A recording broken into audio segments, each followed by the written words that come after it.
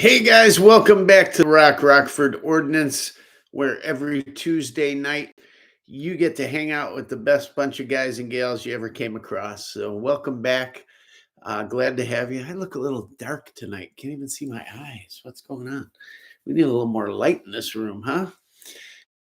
What the deal is there? Maybe, I don't know. Maybe it's just my whatchamacallit, my screen here. Probably not though, right? Let's see if I can't make it a tad brighter. There we go. Just turn up the brightness on your screen. You'll be able to see me. I look evil with you can't see my eyes, right? Anyhow, boy, I was early today. I was in here. Joe was in here first, followed quickly by Chase and then MZ and a few other people. Orion's already in here. True American Loretta's here. Did I say MT? MT's here. Orion, of course. Squeaky Cooler in early. Way to go. And Tommy, good to have you. Tommy, I'm glad you're here for me this week, Tommy. David Inglesby, he made it. And hi to all of you. Thanks for showing up. So, what are we going to talk about this week? Well, don't want to get political, so I'm not going to. But that being said, there's a lot going on out there, isn't there? The one thing that's not going on, though, in 10 days, there's a certain I haven't heard in 10 days mention. That must mean only one thing. Isn't that amazing? Isn't it absolutely amazing that hours and days and weeks and months and years worth of just, I wonder how many times it's been uttered. And we haven't heard it not once in all this time. Don't you find that amazing? Just gone into the vapor, right? Amazing. I just never ceases to amaze me. But boy, we sure are hearing a lot about the latest little snafu in the way the world works, huh? Amazing. Some amazing stories, some very sad stories, things that make tug at your heartstrings, right? And I'm sure most of us in here feel very bad for those people involved. I know I do. Especially, I just hate broken promises. I really do. Speaking of broken promises, I have not gotten out the AK plates to you guys. I did, however, get a pizza out to a certain someone. So I want to hear all about the pizza. Hopefully he fired one up and had it and can tell us all about it. But I promise you, tomorrow I've got nothing to do other than go shoot. And I will get those out to you. I've got all the addresses set, ready to go. Envelopes made out, the whole 9 yards. We will get them out to you. And I hope you put them to good use. So, yeah.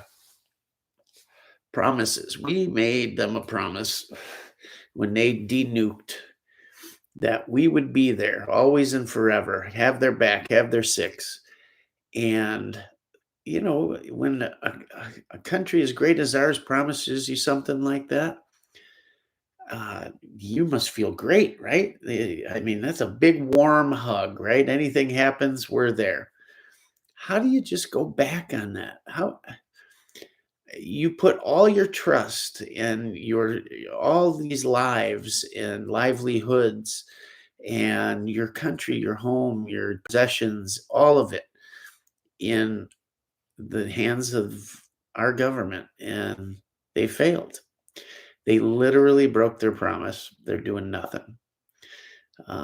Sanctions, a lot of good that does you, right?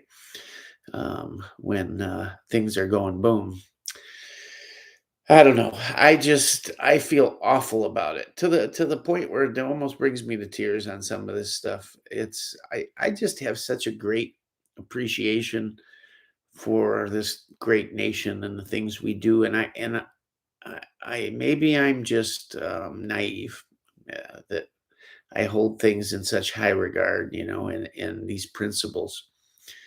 And it truly, truly bothers me. It's good to see other countries stepping up.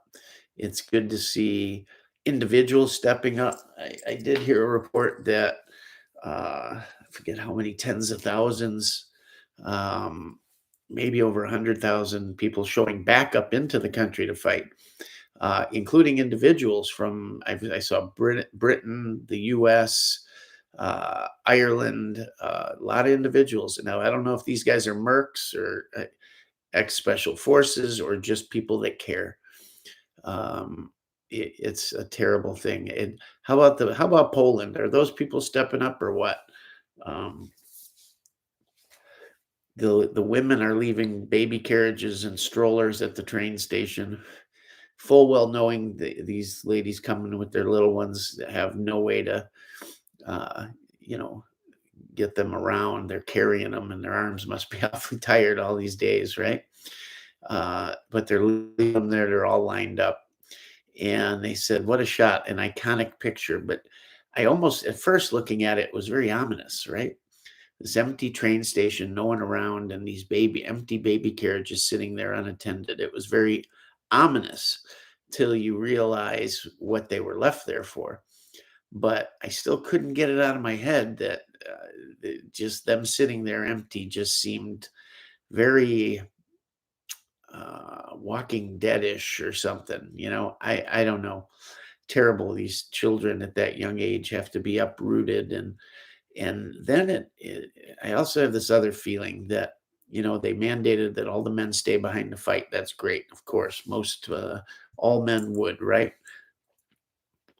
You're there to protect your homeland, your property, your possessions, fight for your country so your wives, children, loved ones can come home as quick as possible, right? But it reminds me of another situation of the men being separated from the women. The men, if you look at the odds, really, you could look at it as being sent to the slaughter, right? And what's left? What's left when you have no males? It's basically could end up like exterminating a country, right? Just so many things that bring me back to thinking about how World War II went down. And it worries me. It worries me a lot because we put ourselves in a position to where Russia just waves that that nuke flag, and we all go, "Oh crap, we got nowhere to go. Where's the bargaining chip?" There's nowhere to bargain. You got to make a decision, and you got to make a call based on what you know of his personality, his past deeds, what you know. What do you do?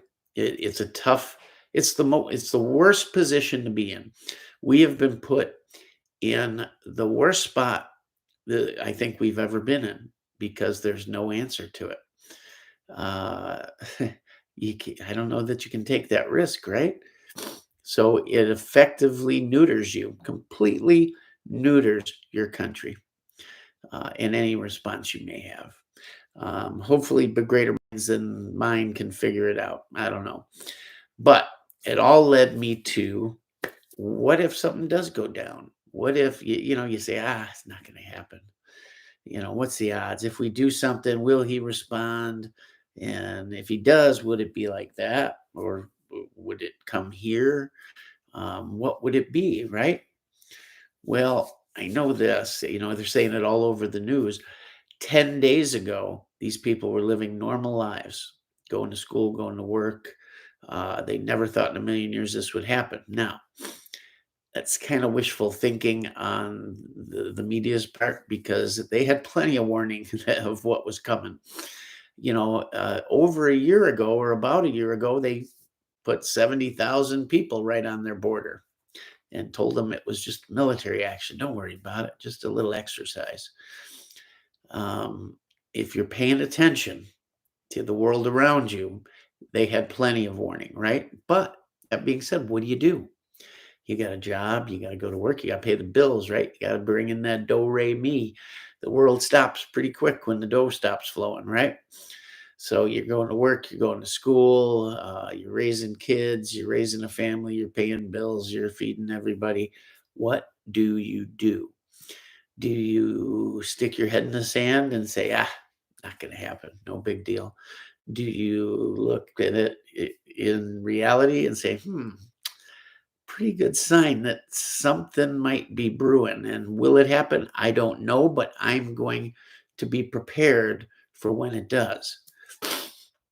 All you need to do is turn on any news channel right now and take a look at those people, either making it through the streets to a destination, most likely a train station or something to get out of town.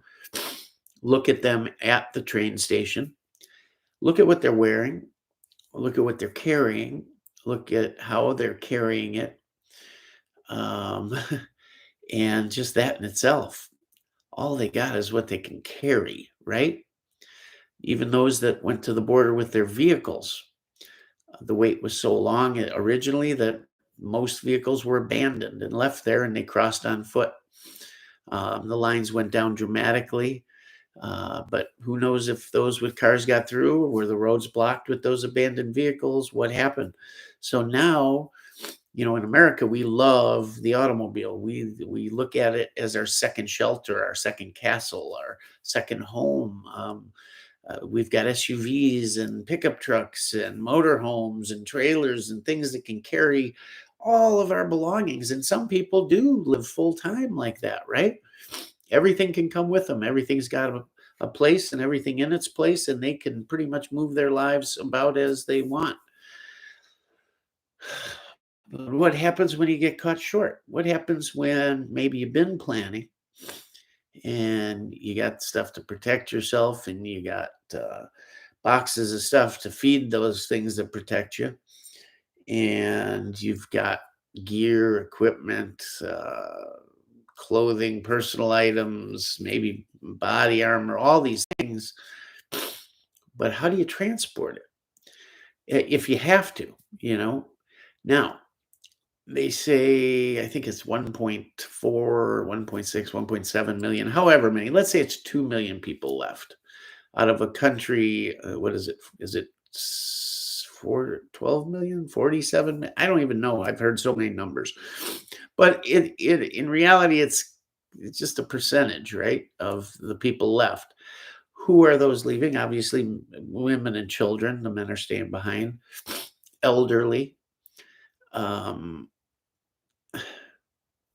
do you bug in? Do you just keep everybody home, keep them safe? There's reports that the Russians are taking what they want, destroying the rest. What happens when they get to your block, your house, your whatever? Do you stand firm? Or are these missiles raining down and, hey, I'm not going to risk my wife and my kids, so I'm going to send them further east or further west, rather, where it's safer? What do? Are you prepared to make that decision? How do you send them? What do you send them with? Do you have plans to how to communicate, where to meet up, what to do? These people are going maybe to a country where they have no one, they know nobody, maybe they don't know the language. Do they have money? Do you have spare money put away, cash, something valuable you can trade to use when you're en route to your destination or when you get there? Gonna need a place to stay. Is there charity for everyone? I don't know. There's at least a couple countries that have now said we've got enough. It's all we can handle. What would you do? Are you ready for that? I think we have a very short-sighted view on these things, and maybe we just haven't put all the what ifs together. Plan A, B, C, D. We tend, let's say you do a little prepping. I don't consider myself really a prepper, but I certainly make sure that, some of the basics are probably handled a little better than most. Um, I make sure that I always have access to something of value, right? Whether that's cash or precious metals or something, right? It's tough if you're living paycheck to paycheck. What do you do? Maybe, you got more guns than cash, and do you need them all? Maybe you should consider selling one of them and putting that money away somewhere. Keep it somewhere where you can access it quick if you had to leave quick, whatever. What if one of these nuclear plants went up that they were shooting up or bombing or whatever? What if one of those went up and you had to go? Had to. Um, when I lived down south, I lived within eye shot of a nuke plant. Um, you don't think about it much when you live there, but boy, that would make you think real quick, wouldn't it? Um, I remember living down there in the town that it was in. Every year would send out iodine tablets to the residents. Well, we bordered that town. I could see the towers in the winter and early spring before the trees filled in. You could certainly see the steam. And I often thought, I'm this close, but yet they don't send me anything. You know, you could go to once a year, they'd have a meeting talking about it and what to do. And to that town, they'd send out a flyer saying what to do in case of. Well, we never got any of it. We never got any training. They never sent us any pills. And I thought, what would you do besides get the hell out of Dodge as fast as possible, right? They claim you can fly a 747 straight into the cooling towers and it would never bother a thing. That's what they claim. I don't know. Sounds a little like a fable to me, but who knows? So you got all these things going on, right? And I started to say, as individuals, you tend to, when you're thinking about these things, about being ready for a situation, each of us kind of gets uh, maybe a pet situation. It's going to be an invasion, or maybe you're planning on, you think your government's going to implement some type of tyranny, or maybe a terrorist attack, or maybe you're concentrated on a natural disaster. Maybe you live in an area prone to hurricanes or tornadoes or earthquakes or whatever. But we all tend to kind of put blinders on and focus on that pet situation, and we don't plan further. We don't look at other situations. Maybe you say, well, I'm bugging in. Well, guys, that may just not be possible. I mean, what if your house doesn't exist anymore? What if a tornado hit it and took it away? What if there was some type of chemical emergency, a train derailed, and you just can't stay there, whatever. Do you have plans to get your kids home from school? Your spouse at work? What if they don't get home by 6 o'clock or whatever time they get home? What if there was an EMP, their car doesn't work, and if they work an hour and a half away, it could be 2 days before you see them. Do you have a plan as to what time, when I don't see them, I've waited whatever 2 days, what am I going to do then? If I got to go, am I going to wait? Or am I going to take off and we got a second rendezvous point? Um, there's so much to plan for. Can you plan for it all? Probably not. But the more you plan for, the more you think about, the more choices you have, the better off you are. I guess it's kind of look at the worst case scenario. And if you plan for that, the lesser events will be handled, right? Maybe not perfectly, but to some degree, and some degree is better than nothing. If you went to the grocery store next week to buy groceries and you bought a 1 pound bag of rice and sealed it in a Tupperware container and put it on a shelf in your basement, you're more prepared than you were the day before, right?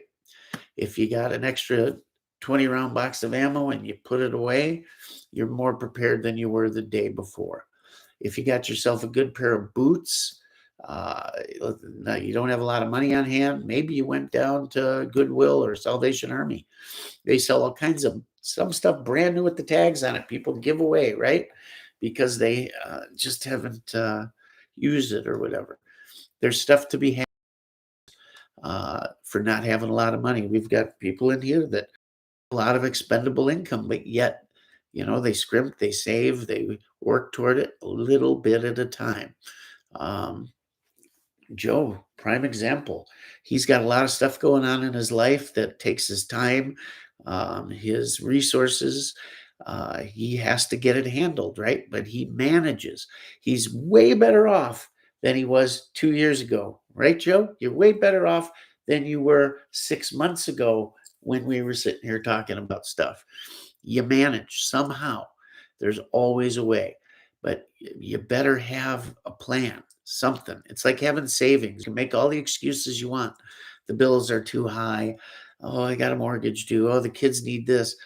Pay yourself first, always, whether it's the smallest amount. It's something. You deserve it. You work for it. And you better make sure your future is handled to whatever degree you can. Something's better than nothing. I look at these people crossing blown up bridges, people helping them across, elderly. If you have elderly parents, what are you gonna do? Well, it's been good, pops. We'll see you. Gotta go. You know, no, you're gonna bring them with. How are you gonna get them there? Medical needs. It's crazy. It's crazy looking at these poor people in nothing but brightly colored winter jackets and a knit hat. I saw one girl. My jaw hit the ground. There was a young girl about to get on a train, standing there posing for the cameras, doing the duck face and all that. And this girl had some money somewhere along the line. She was young. This was 16-year-old, I would say, maybe 18. And she'd already had the lips done. And these were not real. I promise you they were not. I've seen it. She had the lips done, the makeup, the hair, and she's posing like this is a big friggin' joke. And she's getting on a train, leaving her home, carrying nothing, of course. Uh, you don't want to be that person. Wow. I was shocked. I'm like, where are her parents and what the hell are they doing? I mean, God, it just boggles your mind. Even in that situation, that country, it was shocking to see. I thought, wow, I thought that would be an American doing that, some little suburban girl with no clue. Crazy. Anyhow, it led me to talking about, are we prepared? What do we have? If we talk about it, if we throw ideas around, something will stick with you, something will hit. You'll realize, hey, I can do that. Or even a little bit you can do every day, every week, every month, adds up at the end of a year, at the end of 5 years. And you'll look back and you'll say, wow, I remember when, and look at now, that kind of thing. And I'm guilty of not preparing as much as I should. I'm, as you can imagine, way overstocked in some areas. Can't imagine which ones, and grossly negligent in others. Uh, it's human nature sometimes, right? Um, and yeah, that may get you somewhere, but what are you going to do? Oh, put a card table out front, have a little garage sale to trade or get what you need when you got to leave, right? Leave it all behind. What are you going to do? Uh, you better plan on a way to get it there. And look at these people; they're on foot. This is not a third world country. Okay, this is a semi. I guess it is a democratic country by, uh, you know, they're all on foot. There's nobody driving. There ain't no big four SUV pulling a bulletproof trailer loaded with rice, beans, and bull. Uh, yeah, and there's people shooting back at them. There's Russians shooting back at them or mortaring them or whatever. What are you going to do? You better come up with a plan. And that plan should probably be, here's what I need to take with me that I can carry on foot, right? And how am I going to get those people that are near and dear to me with me? Are you in shape? Are they in shape? Can you do it? Can you get your mother, your father, your grandmother, your children, your pets? What can you do? You see pets coming along, right? How are you going to feed them? That's what we need to talk about tonight, guys. I'm not going to go on anymore. We're going to talk about solutions and how we can better prepare ourselves and each other and help each other do it. It's not a prepper channel. We'll talk about guns. We'll talk about ammo. We'll talk about tools. We'll talk about clothing. We'll talk about food. We'll talk about resources, everything. Any little tip you guys have found, something that's worked well for you, either to maybe force you to do this, to put things away a little bit or save a little bit, things you found really convenient, helpful, things that would work great in a situation like that, throw them out here. Throw them out here. You know of a great tool or a great value that's cheap, inexpensive.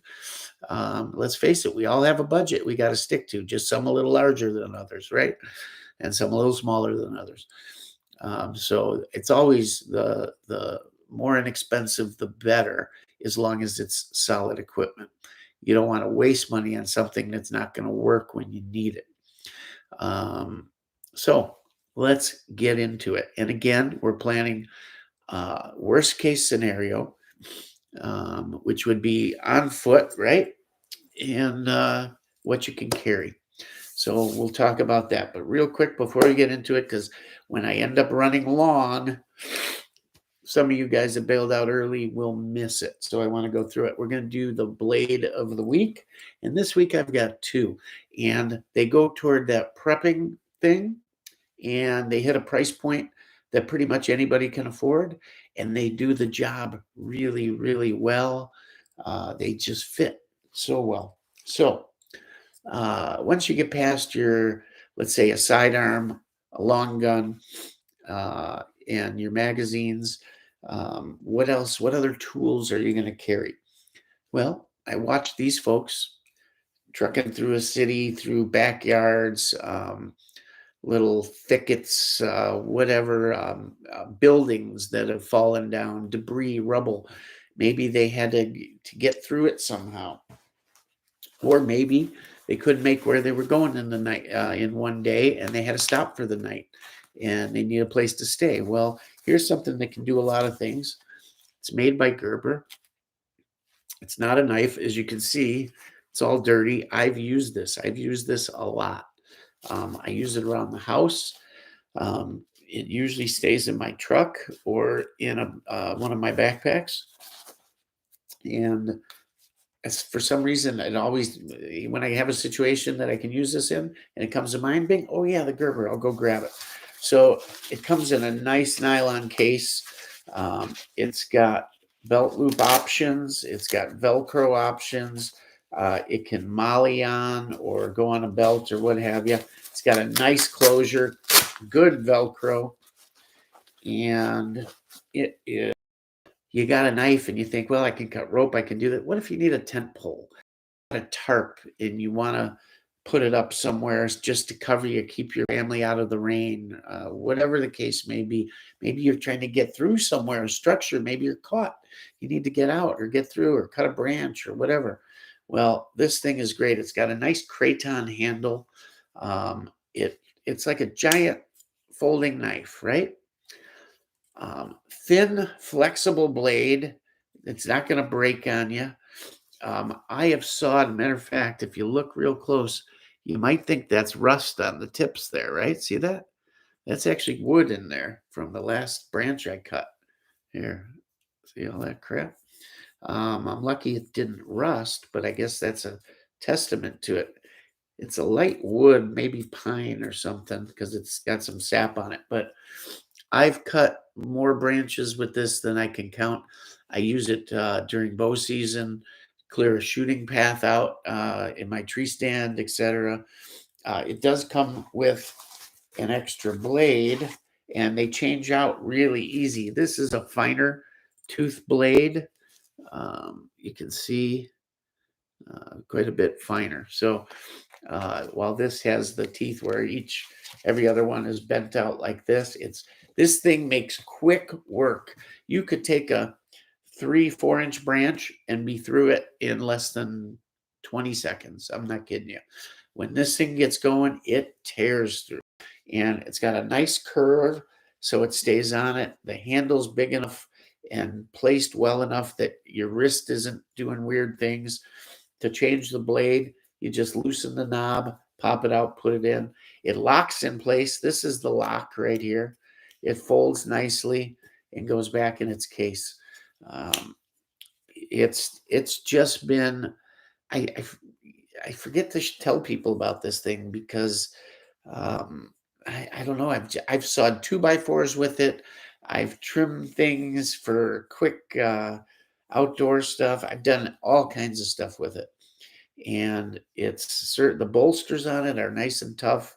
It's just a great piece, and I think it came in a set with a mini hatchet, and the hatchet is a hollow nylon strand or fiberglass strand handle, only about maybe 8 inches long, with maybe a 1 pound little hatchet head that's nitrided real nice. And that thing's come in super handy too. God, if you had to cut up kindling or make a fire or what, anything. And look how nice it snaps in. Really nice. Um, just a super piece. I'll bet you get this under 30 bucks. I don't know, 20, 25. Maybe somebody could look it up. But it's just great. It's small enough to carry on your belt, takes up no space in a pack. You got 2 blades, and you can do so much with it. I just thought, considering what we're talking about and the situations and all, it's just a really cool tool to have. It packs up nice, and it's smaller than most holsters, and I always carry it on my left side out of the way. That being said, I thought about knives, right?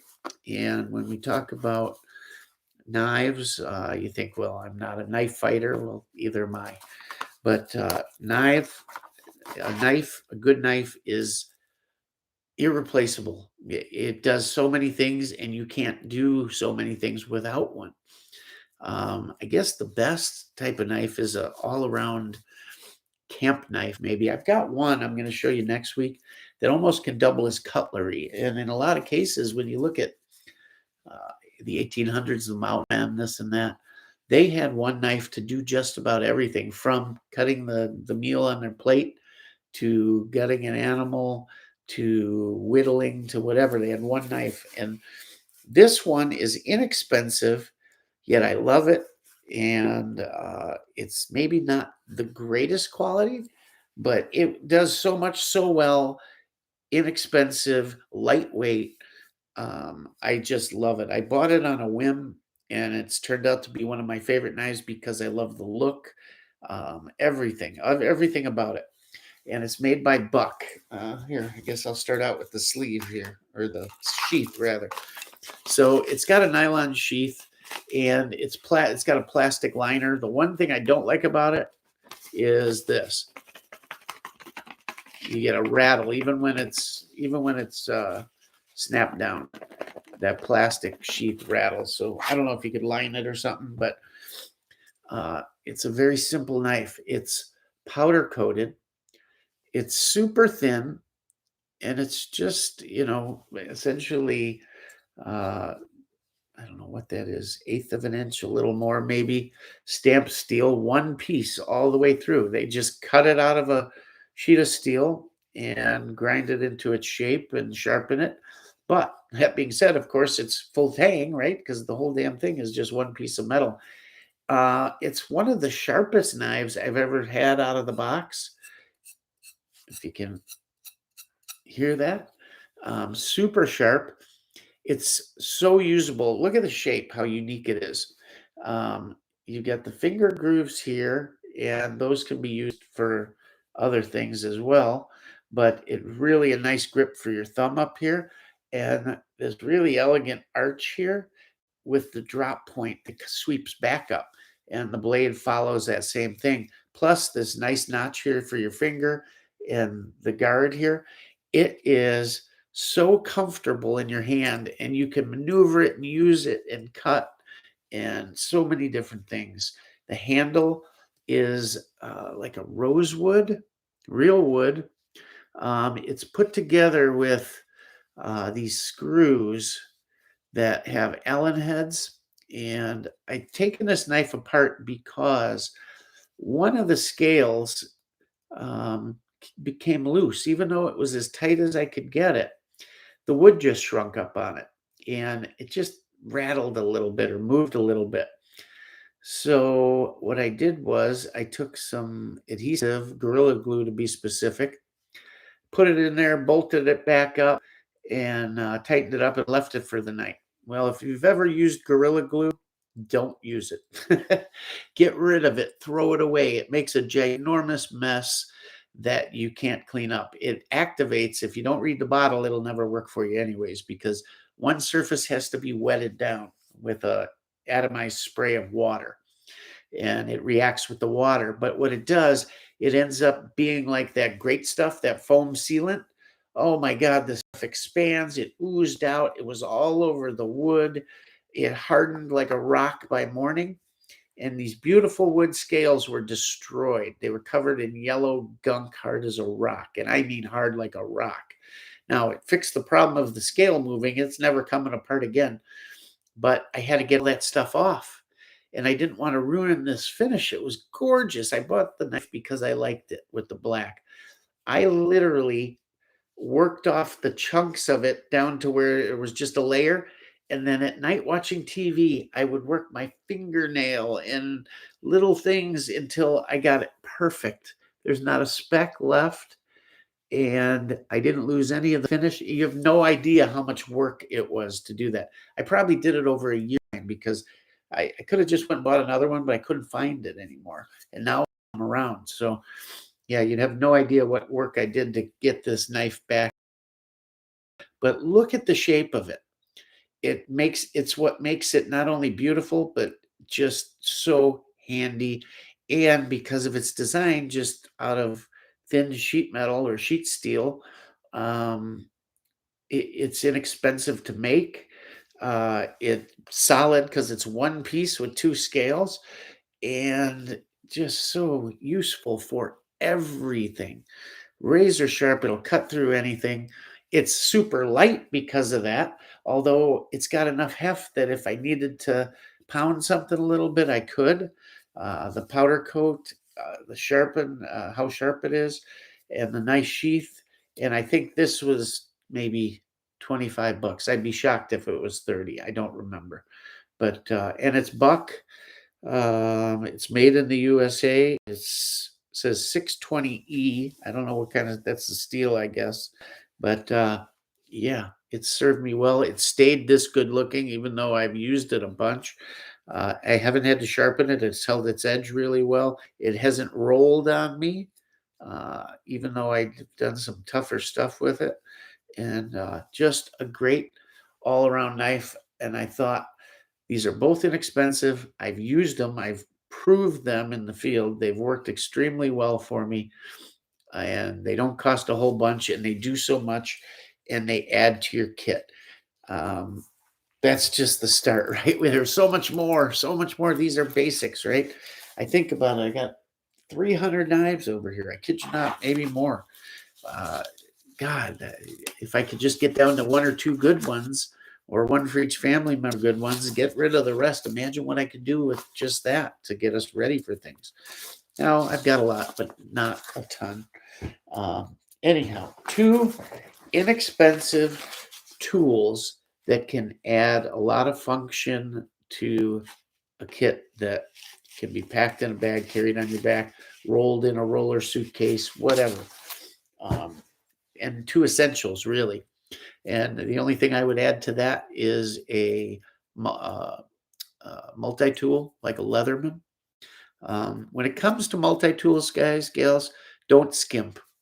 Go with the original Leatherman, maybe a Gerber, or SOG, maybe. Buy one bigger than you think you need. and buy one that's stronger and heavier than you think you need, because uh, the ones you get in cheapy sets, they don't last. You'll break them right away.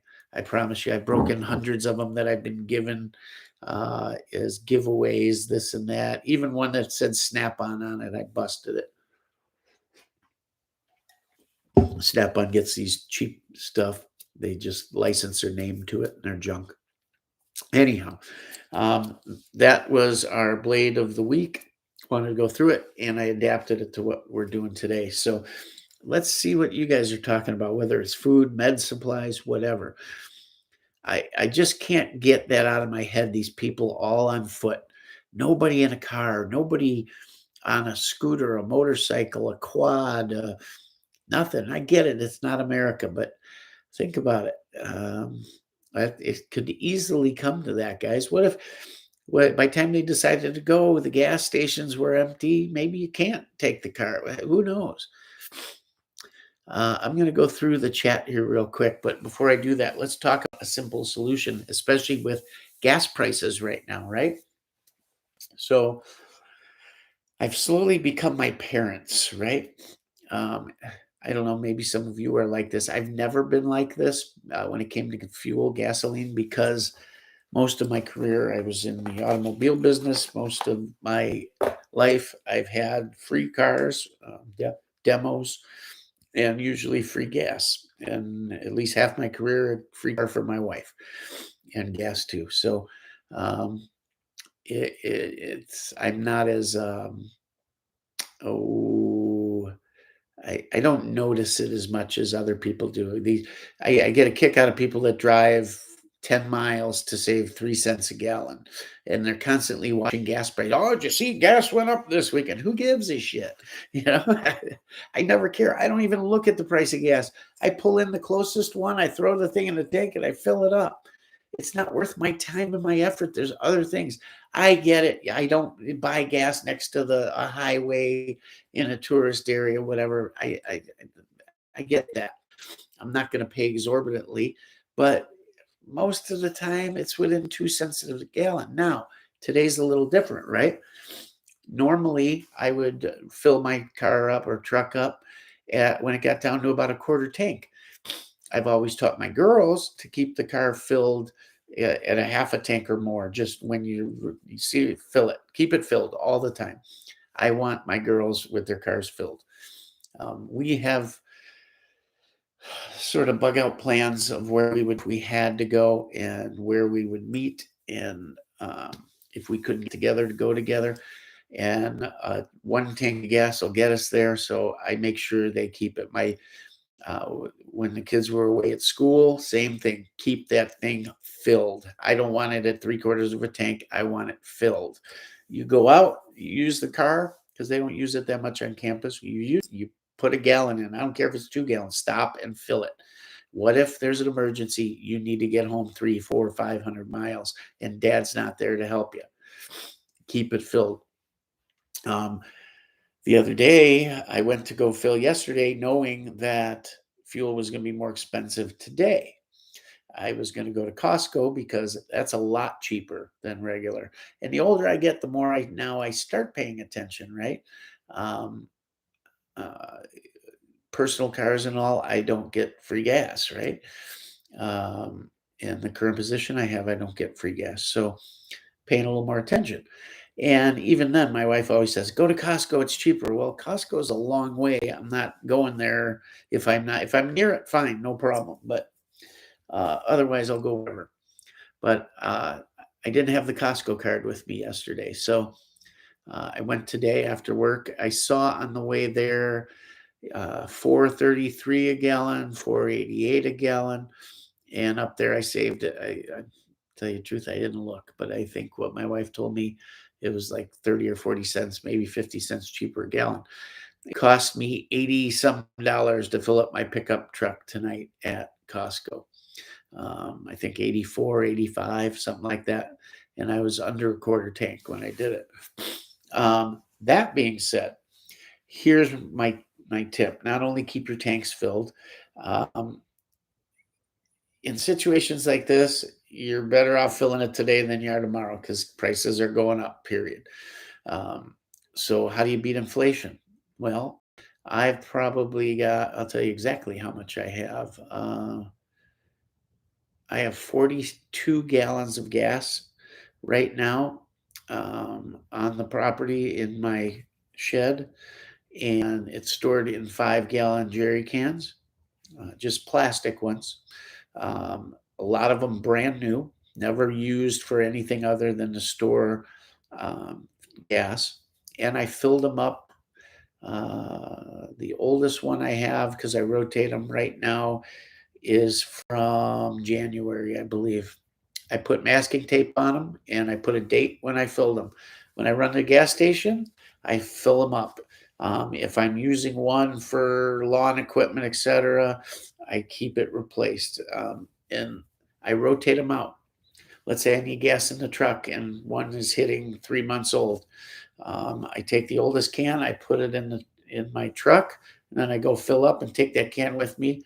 Fresh gas, new piece of masking tape with the date, and I've always got 40 to 50 gallons of fuel on hands here. Plus, all the cars are filled, and usually, not at the current moment because of other situations, but usually my motorhome is filled with gas, which is almost it's 80 to 100 gallons.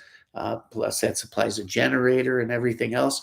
So, at any given time, forget about the cars, but between the motorhome and what I have on hand, I'll have roughly 150 gallons of fuel. Uh, that can go a long way in running a generator if we stayed here. Or if I took a motorhome to bug out, I've got everything I need. I've got doubles of everything in there. I can jump in and go. Summertime, it's filled with water, it's filled with propane, it's filled with fuel at all times. And everything except things I don't have double of, which is very few, are in it, ready to go. Down to meds, food, everything. The fridge has been running since the day I bought it. It's never been shut down. The fridge is on. I keep it plugged in and going. Cost me extra, but it's ready to go at a moment's notice. Anyhow, so I would recommend you do that with fuel. Got a couple extra. Everyone's got 2, 3 gas cans laying around the garage that you don't even know where they came from. You got an old 5-gallon one. You got a 2-gallon one laying there. You got a gallon one, whatever. Maybe you ran out of gas. You had to buy one. Fill them up and keep them. Guys, you got to get gone real quick, right? And you throw 5, 6, 8 gallons of gas in your trunk on top of your full tank. That 8 gallons in a lot of cases is going to get you another 240 miles, right? That might be really, really useful. Or you can use it as fuel or whatever the case may be. Make sure you do it. Tommy, I'm sorry, the stream keeps stuttering. It says it's great on our end. It's been really good. Anyhow, so fuel, make sure you got that. Very important. And it's a hedge against inflation. I paid $2 and something cents a gallon for this 50 gallons of fuel, right? Hey, it's at least a couple tankfuls that I still got at the older price. So how do you beat that? You don't. You don't. So make sure you do that. Let's see who else is in here, and we'll go through real quick because you guys are chatting up a storm more than usual here. Dixie Living made it in. Hey, all gang. The gang is here. Let's get rocking. Ha ha, I get it. Funny. I heard he bought him an MP5. Where would you hear a rumor like that? I heard there was a rumor about some ghost carries him a Cherokee Tomahawk. We all know what movie that's from, right? Aren't you a little old to be believing in ghost stories? That was Mel Gibson's reply to him in the tavern. What a great movie. God, what a great movie. Chase Kelly, coming tomorrow, Rock. Got shipping notice. Oh, you didn't get it yet? Damn, they took their sweet time. Let me tell you, I thought it'd be there in a day. Well, at least you're getting it. So next week you can let us know what the pizza's like. And guys, your Your pin retainers are going out in the morning. Promise you. Tommy Guns, mad me, sad and happy when I saw they donated 1 million rounds to Ukraine. So yeah, if you guys didn't see, Ammo Incorporated, which is owned by the folks that own Gun Broker, just so you know. I wondered where that ammo company came from. They sprung up during early on in the ammo crisis, back when I bought the Kimber Micro 9 Raptor. Wasn't thinking because I got so much ammo.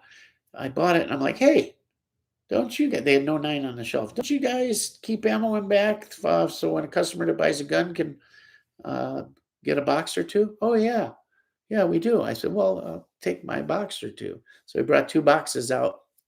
I had to pay for it, but they had it for people that bought guns, and it was Ammo Incorporated. And I thought, what is this junk? You know, but it's actually pretty good ammo. And now you see it all over. Before that, I had never seen it. About what, year and a half ago, maybe? But pretty good stuff. Owned by the same company that owns Gunbroker. And then a little later to the party came Remington. Remington's given 1 million rounds too.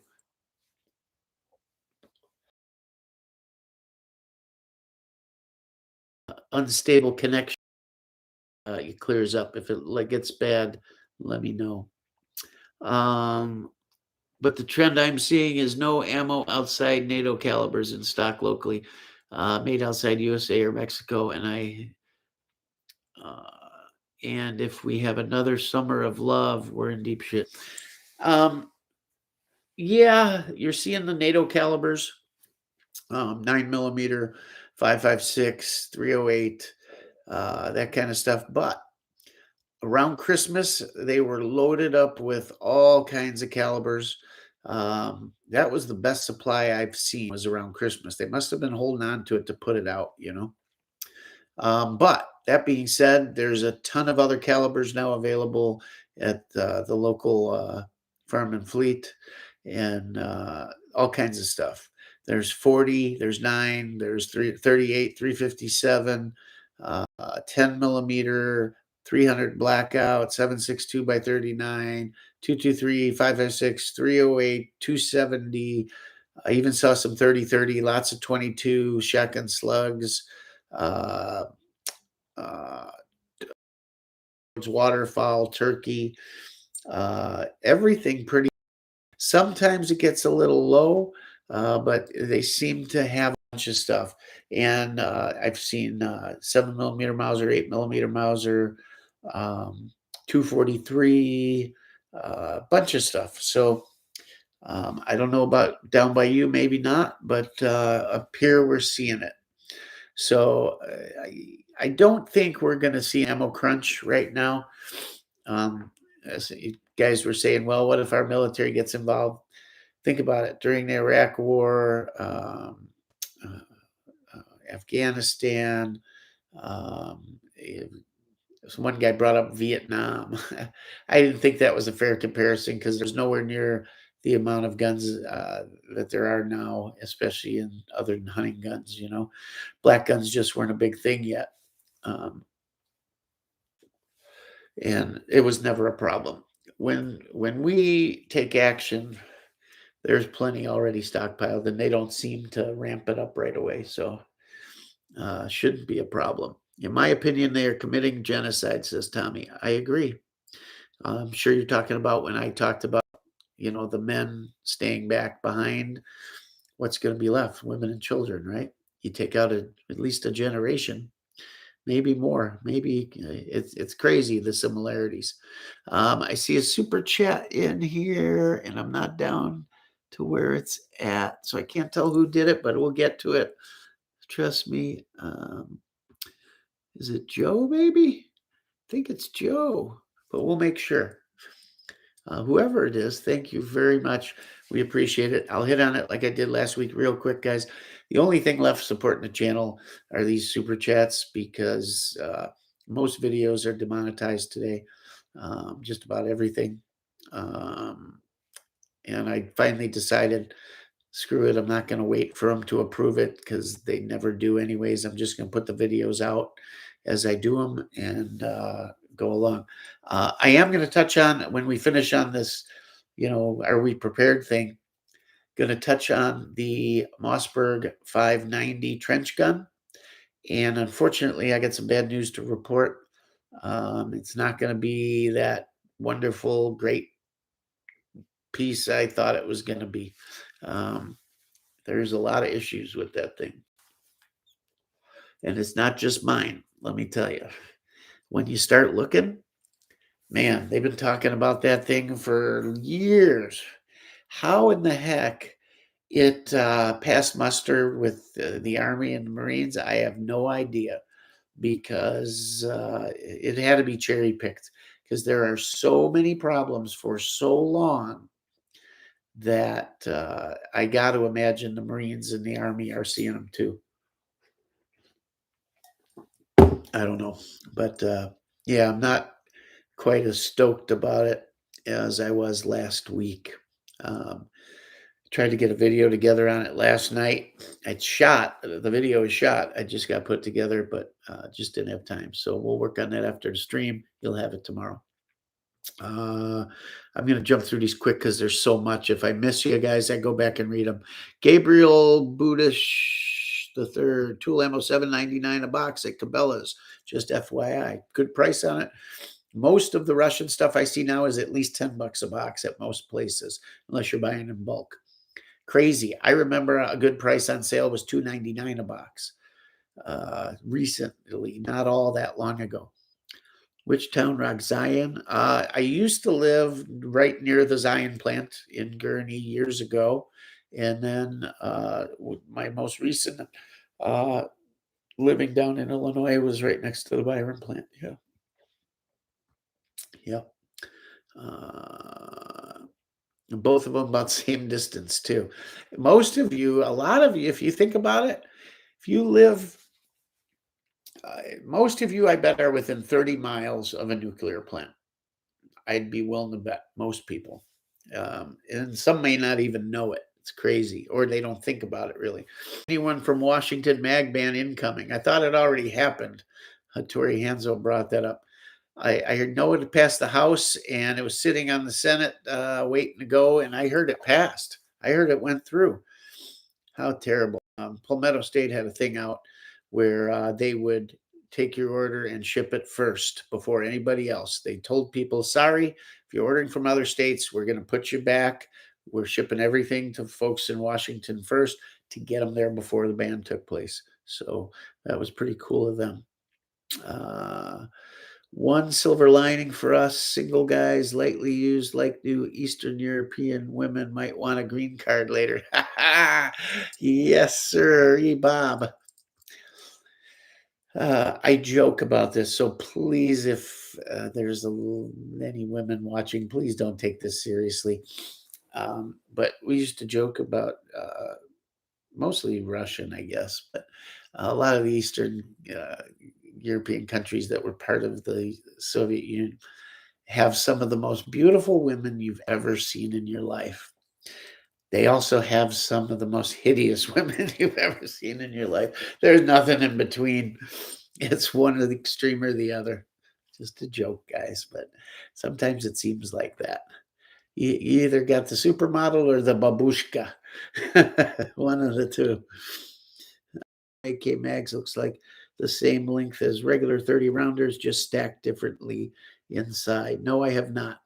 She's coming in with Natasha Hanzo. My big yellow Hummer would make a great target.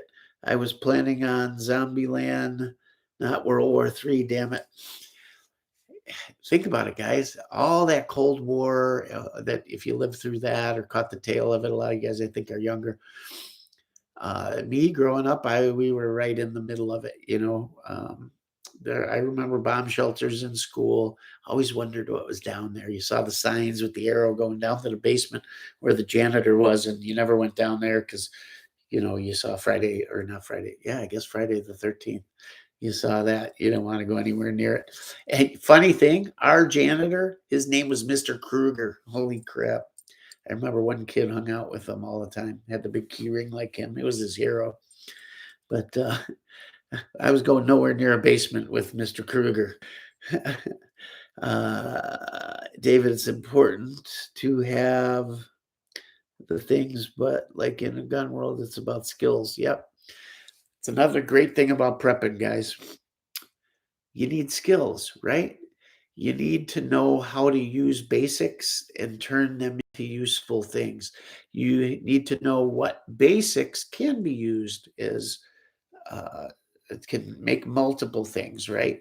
Whether that's medicines or different products for cleaning. What's one of the best things you can keep around? I keep it around all the time. I finally got my wife where she does it normally. I always keep 3 gallons or so of white vinegar on hand. God, it can do so many things.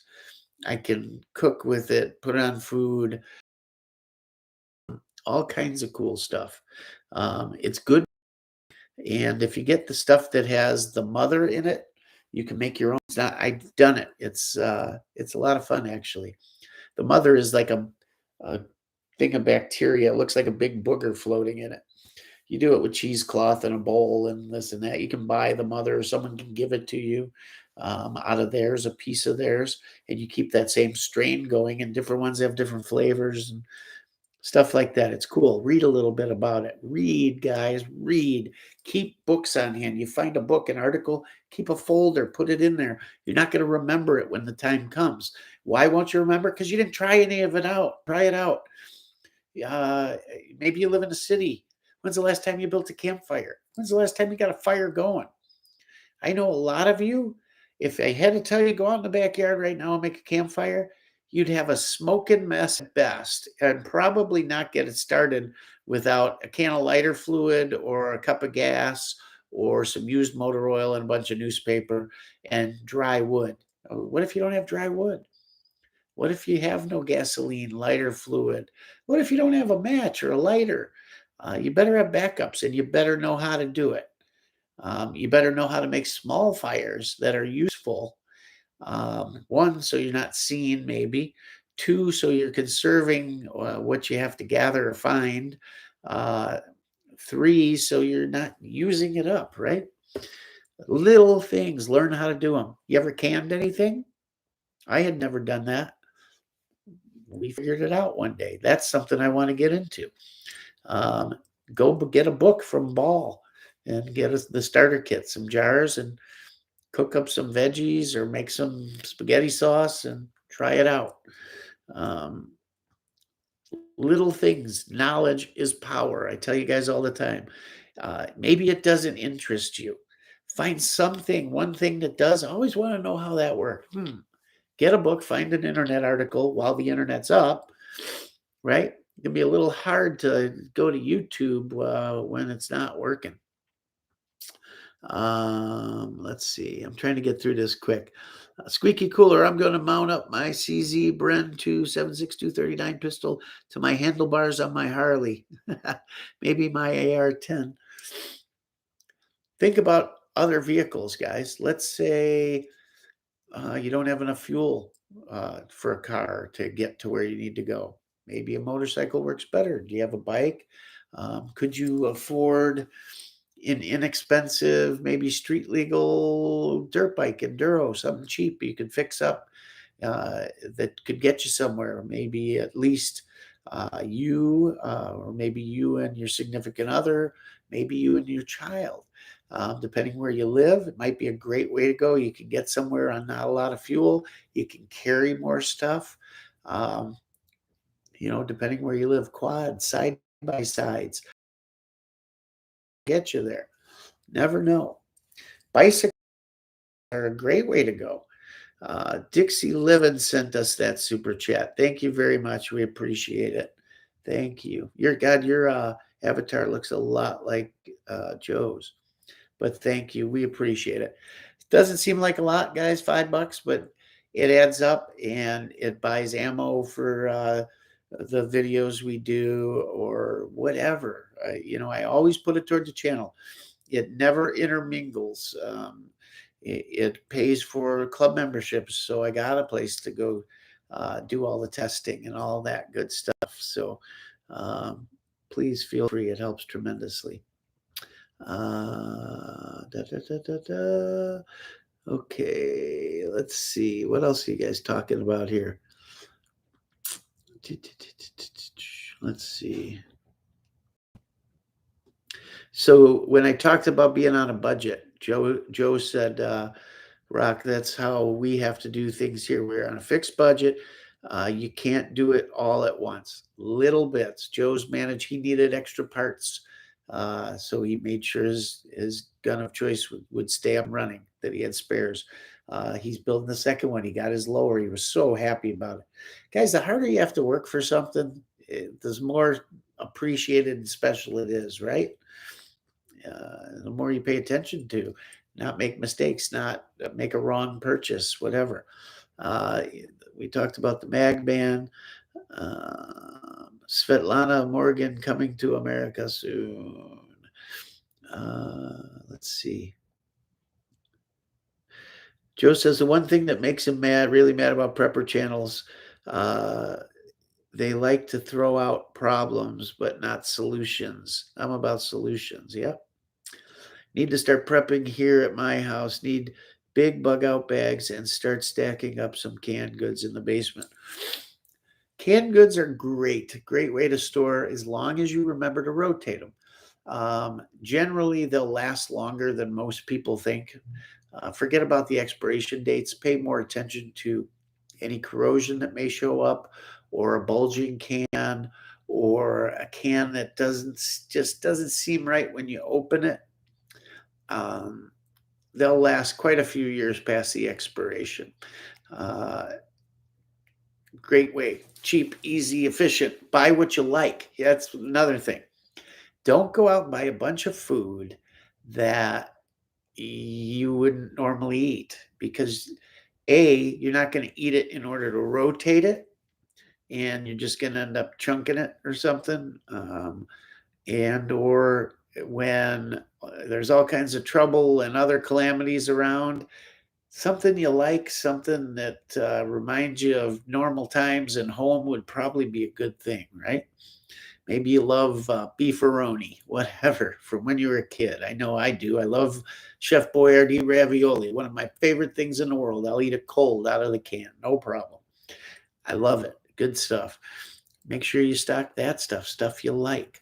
That being said, you want to put rice and beans away because that's a cheap, great way to go.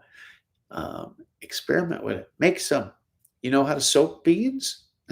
You keep dried beans. You know how to cook them? You need to soak them at least overnight, right? And then cook them. And when you put them together with rice, it's going to taste like crap.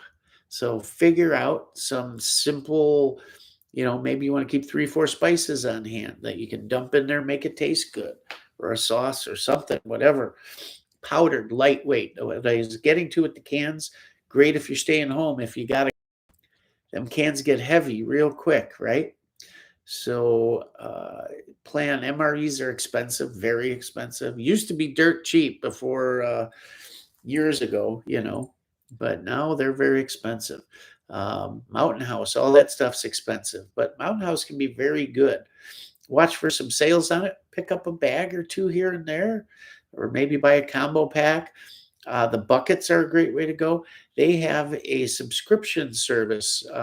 Not sure if it's Mountain House or one of the other ones. They all probably do, but it's a lot of money to lay out. When you look at it, says 158 meals, food for 3 months. And you think, well, that's okay. That's from a family of 4 probably, right? No. That's for one person, pal. It's deceiving the way it's labeled sometimes. And servings don't necessarily mean breakfast, lunch, and dinner, you may have 50 servings of vanilla pudding or whatever mixed with 20 of a real meal. So careful what you buy. But they have a subscription service where pretty much no matter how little or how much you want to spend a month, you can sign up for it, and it gets sent every month. Well, a little bit over a year, all of a sudden you got a lot put away, right? If you buy the buckets, it's already pre-stored. They're 25 years. They're on the shelf. I would have some regardless because you can put them in wherever, a basement, a furnace room, on a shelf, and forget about them. And hey, if you have a month of food put away, freeze dried, where all you need to do is add water and a little heat, a month of food for your entire family, that's a pretty good feeling, knowing that you can go 4 weeks without a thing after you run low on everything that's in the house, right?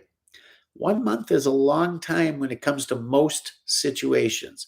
I would probably guess that a month can get you through a lot of natural events, maybe civil unrest, stuff like that. A month can get you through a lot of stuff. I guess if I had my druthers, I'd love to have 5 years put away, 2 years, 1 year at a minimum. I'd love to have. I don't have it. I'd like to, but the freeze dried can carry well, store well. Food takes up a lot of space. You don't have to rotate it out. It's buy once, cry once. I got it. It's put away. It'll be there till the day I leave this planet, ready to go. So it's a good way to go. Light to carry, all that good stuff. So that's a great way to go. Uh, let's see. One good thing he has on hand is tuna. Tuna's great. A lot of protein, all of that. Good stuff. I have been storing med supplies, especially after the coffee shutdowns. So once in a while, you'll walk in a Walmart and they'll have those big bins in the center of an aisle. And in that bin are generic versions, usually generic or Walmart brand, of smaller bottles of cough syrup, aspirin, Tylenol, allergy medicine, you name it. And it's like, I don't know, 99 cents a piece or something. They're not huge bottles, but you can grab a couple of handfuls. Or maybe it was like three for $1 or something. I remember last time they had that, I bought a ton of stuff and just put it away and forgot about it. Tourniquet. Guys, a tourniquet is one of the most useful things you can have. And if you need one and don't have one, you're dead. As simple as that. If you need a tourniquet and don't have one, you are dead. I promise you. Everyone thinks, well, a tourniquet, that's for serious stuff, man. What's going to happen? Yeah, this is serious stuff, guys. Guess what? I bring one to the range with me. And well, what do you need one there for, Chris? Well, you guys watch my videos, right? Who's usually there when I'm at the range? When I'm filming the videos, who's there? Just me, right? What if a bullet ricochets and hits me in the leg? What if I simply make a mistake, shoot myself somehow accidentally? What if a gun blows up? What if there's a bad person comes around? I don't know. What if there's an inexperienced person there, ends up hitting somebody at the range? If you hit a major artery, arm, groin, leg, neck, guys, you're bleeding out. It's shocking. It's crazy. You don't have minutes. You don't have minutes in most cases. You better have one and better have one handy. In your pocket, on your belt, on your rig, whatever. In the glove box, you might not be able to make it to the glove box. Have one on hand. Learn how to use it. Watch videos. Try it out as best you can without really hurting yourself. Because when you need it, you better be able to apply it to someone else and yourself if possible. I know a lot of guys, they have 4 and 5. They're in the glove box, the console, on their belt, on their plate carrier, on their rifle, in their range box, their cheap insurance. You can get them at Army surplus stores. I saw them there the other day. There's a great tip. Go to your local Army surplus store. Check it out. I've been to mine a million times, and last week I went and I saw so much stuff I had never seen there before, even though it was in the same place. Guess what I did? I looked up and I'm like, wow, look at all that stuff. Some of the coolest stuff, especially bigger items and stuff, but you can get so much there. Now, Army surplus stores are different than they used to be. There's a lot of cheap Chinese junk there too. So careful what you buy, look at it, ask them. They'll tell you. They're straight up dudes. And some of that cheap stuff will work in some cases, but um, and there's a lot of it's not the actual GI stuff in a lot of cases anymore. Like even the stuff from the Middle East that we've had, in boots, stuff like that. So just look at what you buy when you go there, and you can get everything from tourniquets to water filters to boots to God, you name it. Water carriers. Here, here's a great thing. You got a pet, a big dog? Get him a carrier. They make what doggy plate carriers, right? But they're just they go over their back. Plate carriers, right? But they're just they go over their back, and you can put there's Molly on them. You can put different bags and pockets and things on them, and 100-pound dog can carry a lot of weight, right? That's a pretty big help if you're on foot. Definitely. I between my Mastiff, my Weimaraner, and my Mutt, I bet I could have them carry another 90 pounds, maybe 30. Let's say I put 30 pounds piece on easily. The Mastiff wouldn't even know it was there. The Weimaraner, he'd get tired maybe after a while. I don't know, but that's a lot of weight. If you had freeze-dried food, they could carry all your freeze-dried food.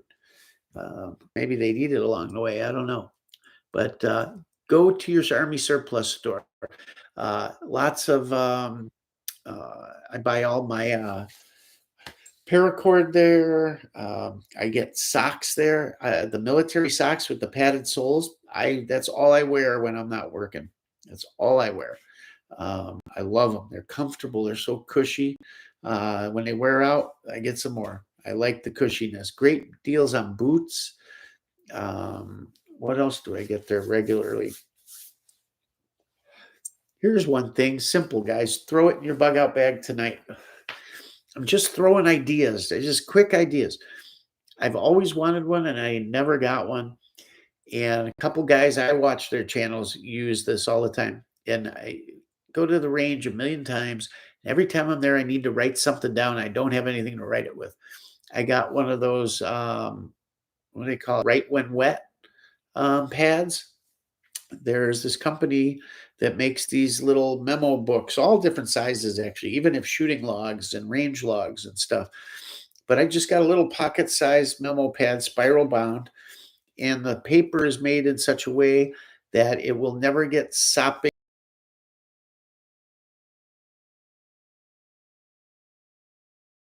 at all. The pencil won't smear, the paper doesn't go bad. You always have it. What do you need a pad for?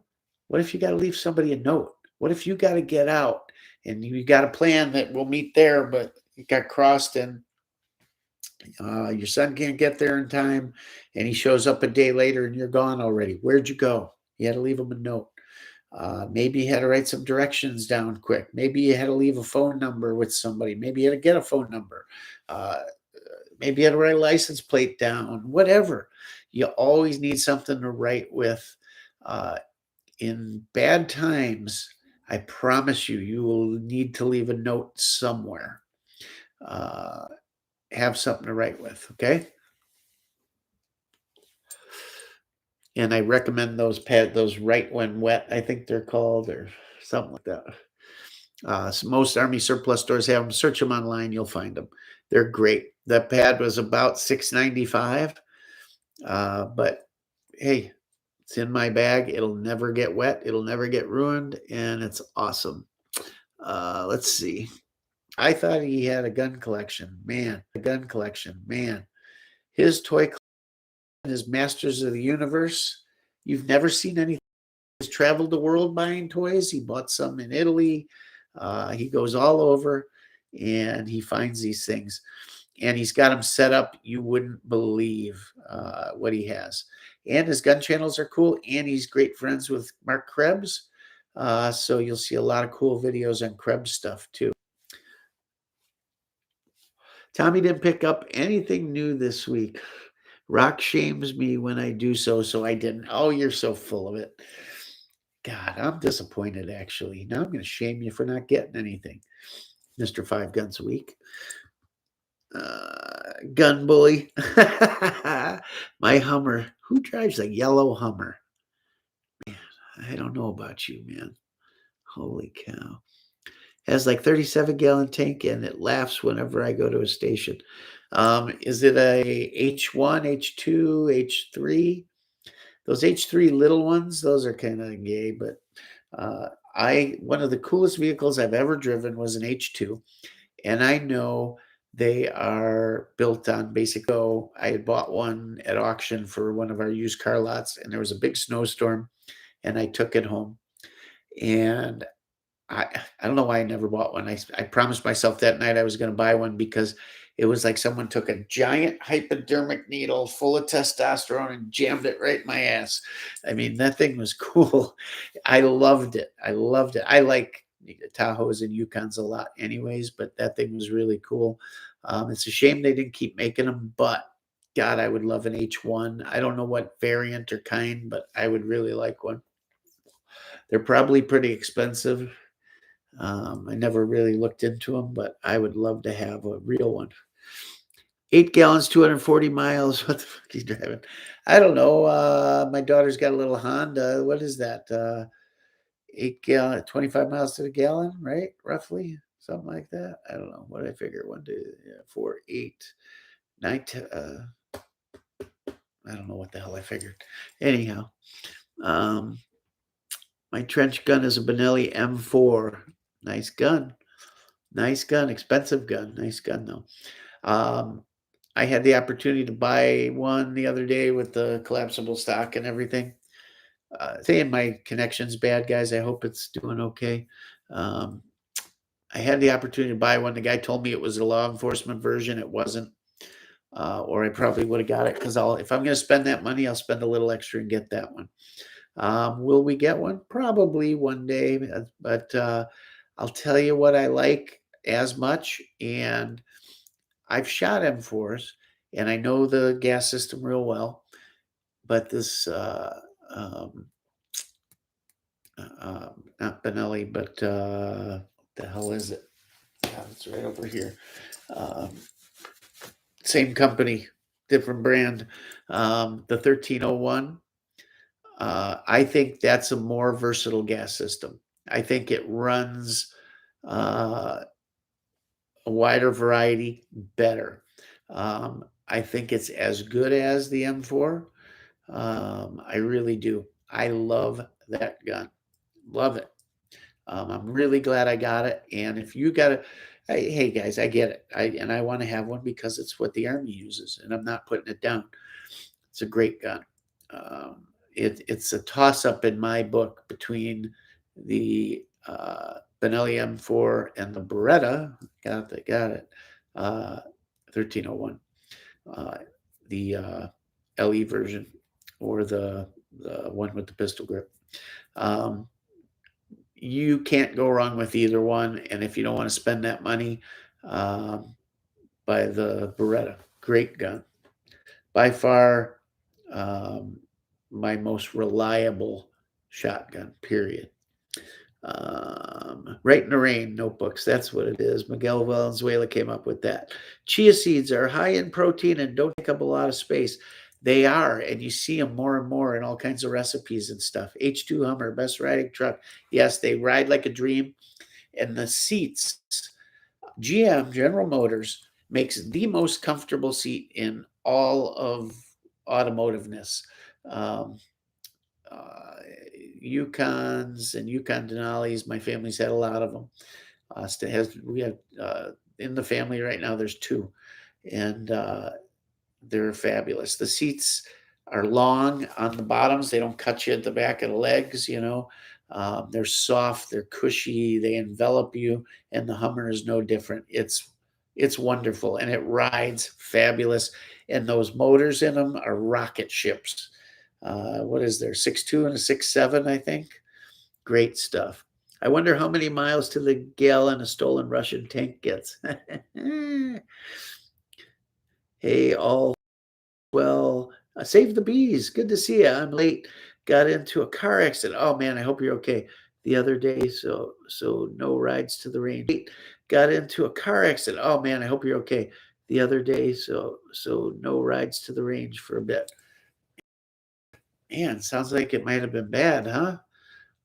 Well, I hope you're okay. Don't worry about the car. It can be replaced. Uh, Man, you never know, right? H2 weighs 7K and full-time four-wheel drive. Yeah, that should be fun on the gas bill, huh? That's okay. I'm doing worse. I went from the Mercedes that was getting 25 to 30 miles to the gallon. Here, I got 25, whether I was doing 55 or 120. I'm not kidding you. And I bet my average speed going to work in that car was 85 to 90, because it was a back highway, one way the whole way. I knew where the cops at, and during COVID, they would just do one of these when you went by. There were no cars on this road, zero. I'd be the only one, and I was a standing joke with them. Actually, I found out afterwards when they started paying attention again. They pulled me over and said, I've been waiting for this day for so many months, he said. Hey, he let me go. What a warning. And then he got me again about 4 days later. And he said, I thought I was clear the other day, Mr. Rock. And I said, yes, sir, you were. It won't happen again. And he let me go again. And I no longer sped. Yeah. No, I was flying. And that car got magnificent mileage. That was an E350 V6, 400 horse plus rocket ship. That car just went. I love that car. I tried to get another one. I searched everywhere. I ended up with 280,000 miles on that car in 3 years. That's how much I drove. And I could have taken a demo, but I loved that car and driving those distances. I wanted to be comfortable, and it's a car I love. Cars don't turn me on, guys. I've been doing it for almost 40 years, and cars do nothing for me except that car. I love that car. I had a bunch of them, and I searched and searched, and I've got friends, obviously, in the business, right? Been in it so long. I called everywhere. I would have taken a certified pre-owned, a new one, anything. Couldn't get one. Could not get one. So I ended up buying the Dodge truck you see, and I love it. It's great. A few things, the more I have it, the more I miss about the car, some of the options and things it does. But what I miss most is the mileage, because I've got the Hemi, the 5.7, and I was going to get one with the 392 axle, because I wanted a little fun, right? Plus towing capacity and all. I didn't have much to choose from in the Ram range either. So I got it, thank God, with the standard axle. And I am averaging anywhere from 13.4 to 14 miles per gallon. That's highway city. I drive mostly highway, and I'm averaging at best 14 miles to the gallon. It's horrendous. I had the same truck. Actually, my daughter did. And we had that with us when we lived in Georgia at the race facility for those 2 years. So I drove a lot, and I could get 20 on the highway. I'm getting nowhere close to that with this, and it's kind of pissing me off, but it is what it is. Every Dodge I've owned, the few I've owned, the truck could get good mileage. That other Dodge got almost 20 on the highway. I had a Durango once I sold it almost immediately. I bought it for my wife, and I sold it about 2 months later, because that thing, same thing, like 10, 12 miles to the gallon. I don't know what it is with those cars. They're terrible. Every one I've ever had just doesn't get any mileage. And this thing at 14 to the gallon, my God. Uh, Tell you what, when this is over, this truck's going and replaced back to my Mercedes. Best car ever, worth every penny in the world. And I've driven everything there is to drive. Trust me, every make, every model, everything. By far the finest automobile on the planet. No problems, no worries, always went. Nothing went wrong with it. Handles great, comfortable, does everything for you. I can't say enough about them. Think what you will. The best deal in the world is a certified pre-owned 2-year-old Mercedes. Or take whatever model you want, but you'll get it for like an E350. You'll get it for the price of a new Camry with probably at that point, 1, 2, 3, probably 4 or 5 more years of warranty and unlimited miles on the warranty. My car had unlimited mileage warranty. And you'll pay what you pay for a Camry, and you have a world-class automobile. And this is probably one of the safest automobiles. Talk to a body guy, he'll tell you Mercedes steel's stronger than any steel on the market. They use a special steel. They are way over-engineered. They're overbuilt. You rarely see people die in a Mercedes. And don't tell me about Princess Diana, because that was a stretch and yada, yada, yada. But whatever. Anyhow, one of the greatest automobiles on the planet. Mesa Tactical stock and a couple Freedom Fighter upgrades. Yeah, I got the Mesa on that 1301. It's fabulous. Love that shotgun. So I thought there was a lot more comments here. Let me go back through. True story, David and I had to live out of a duffel outside. I lived out what? Hold on. True story, David. I had to live out of a duffel outside. I lived out of an M 1968 canteen cup and canal water. What was this, Joe? Where was this? I'm a smoker who was homeless a year. I could set anything on fire. Okay, I get it, Joe. That's awesome. That's awesome. You know what? It's Joe. Sometimes you're that type of guy that takes a bad experience and sees the best in it, or at least pulls something from it, right? Um, yeah, I think maybe everybody should experience homelessness at some point, huh? Just to see how they react and what it's really like. It'll give them a whole new appreciation for a lot of stuff, I would imagine. Zombie Cold War. I remember the fallout drills to hide under your desk. Yep. Put your head under your desk between your legs and kiss your ass goodbye, right? Let's see. America needs ammo on the shelves for American gun owners, because if we have another summer of love, I don't think you're going to see it, Joe. I think we'll be okay. Once again, I'm going back up now to see what I mixed. Dixie Living, thanks again for the super chat. Appreciate it.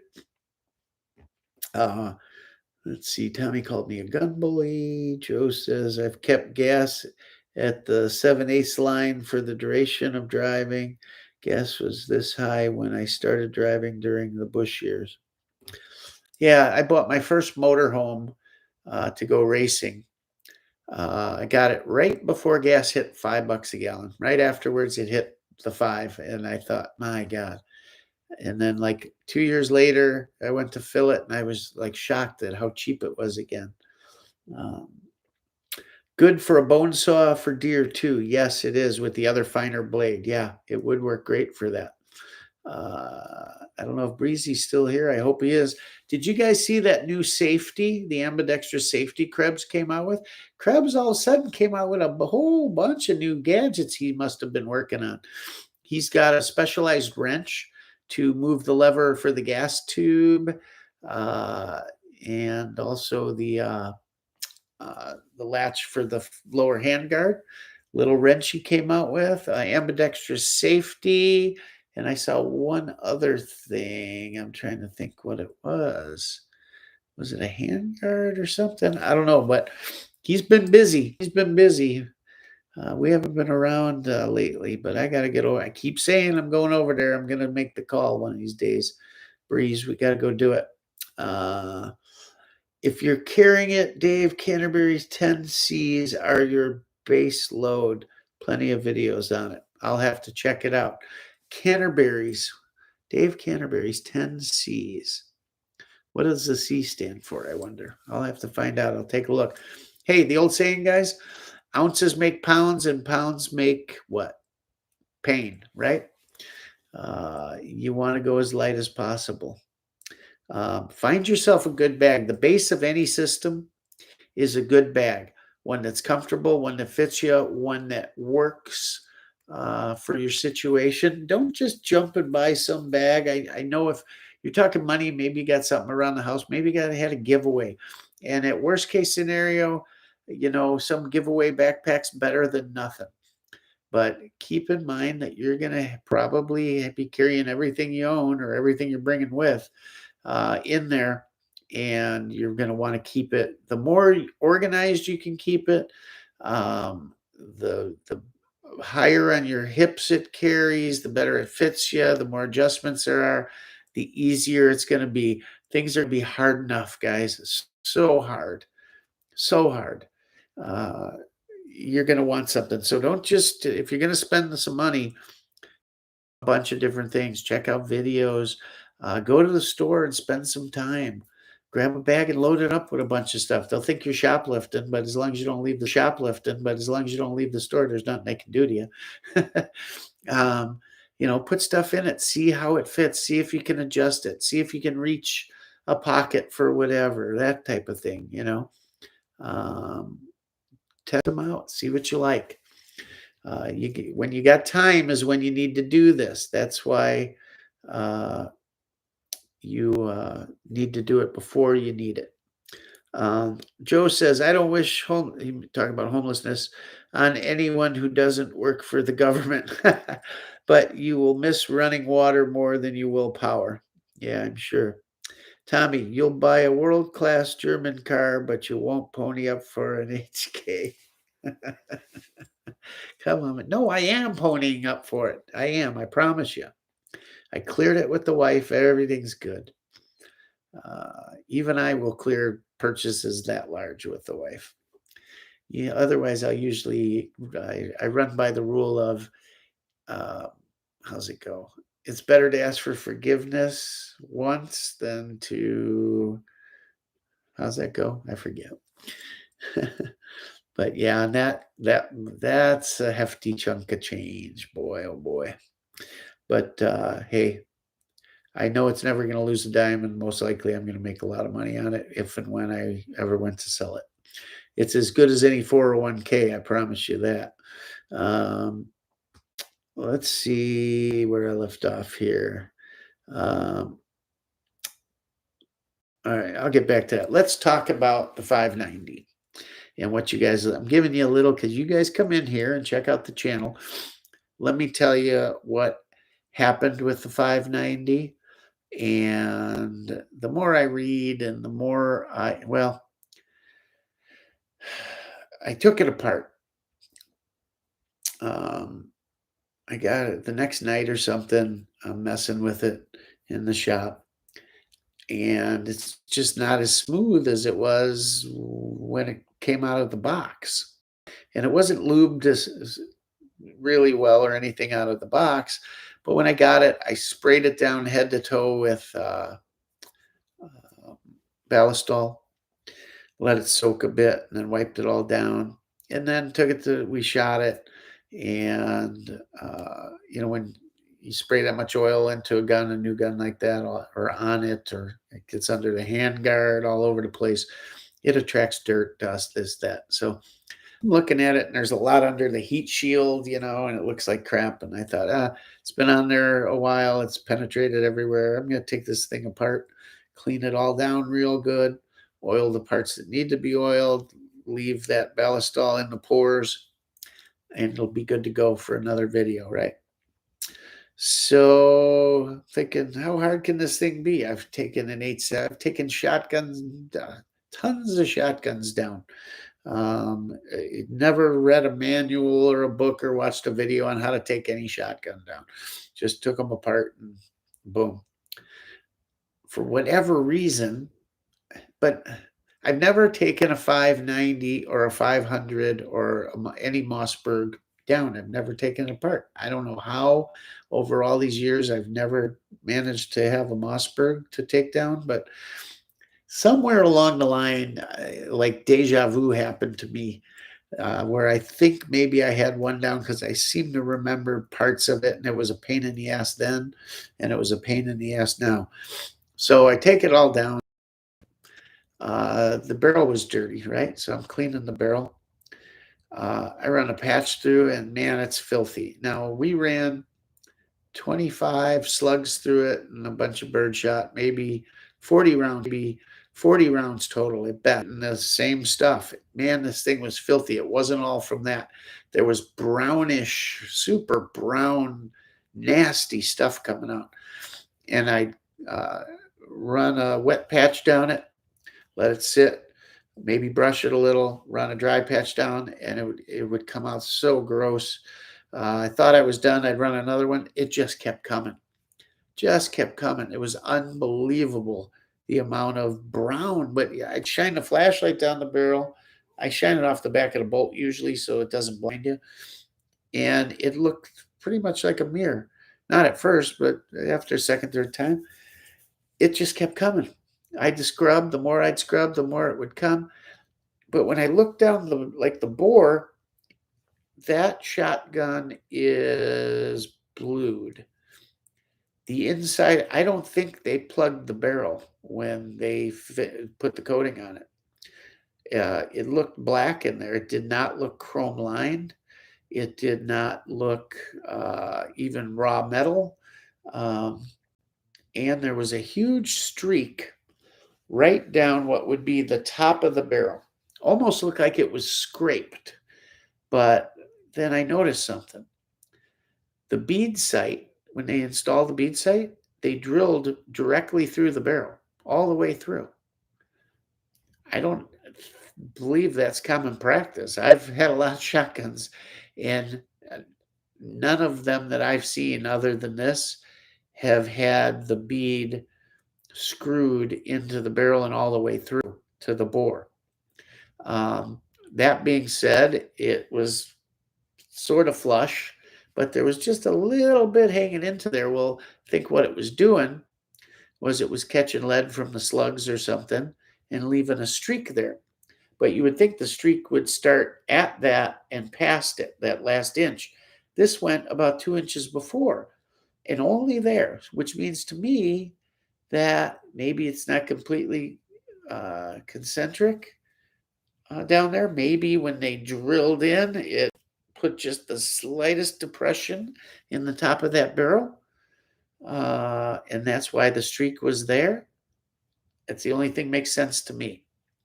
I had scrub and scrub to get it out. It turned out to be lead. It looked shinier and shinier as I went, but I can't help but look down the chamber end or the bore end and see that the inside is essentially black. It wasn't dirt, because I cleaned and cleaned and cleaned and cleaned until nothing came out. So I noticed the bead, which a lot are like ivory beads or whatever, and they're set in there. Maybe I'm wrong. Maybe I just never noticed. I haven't replaced a lot of them, so. But God, and most of the sights I've replaced have been like combat style sights or something, so they're soldered on. I don't ever remember one being drilled all the way through like that. Why would you? Why wouldn't you? I get it if it's a thinner barrel, maybe, and pressures are lower, but it just doesn't seem right to me. Yeah, and what if you got chokes? You're not going to go into the choke, right? So that bugged me. The whole barrel bugged me because of the bead, the finish inside. Yeah. Then alloy receiver, right? I know it's got alloy. I know the alloy will last. You take the gun apart. There's 2 bars inside. One keeps shells from ejecting out of the tube when you are loading one in, it doesn't allow them all to come flying out of the tube. And the other one holds them in as you put them into the tube, as you load it.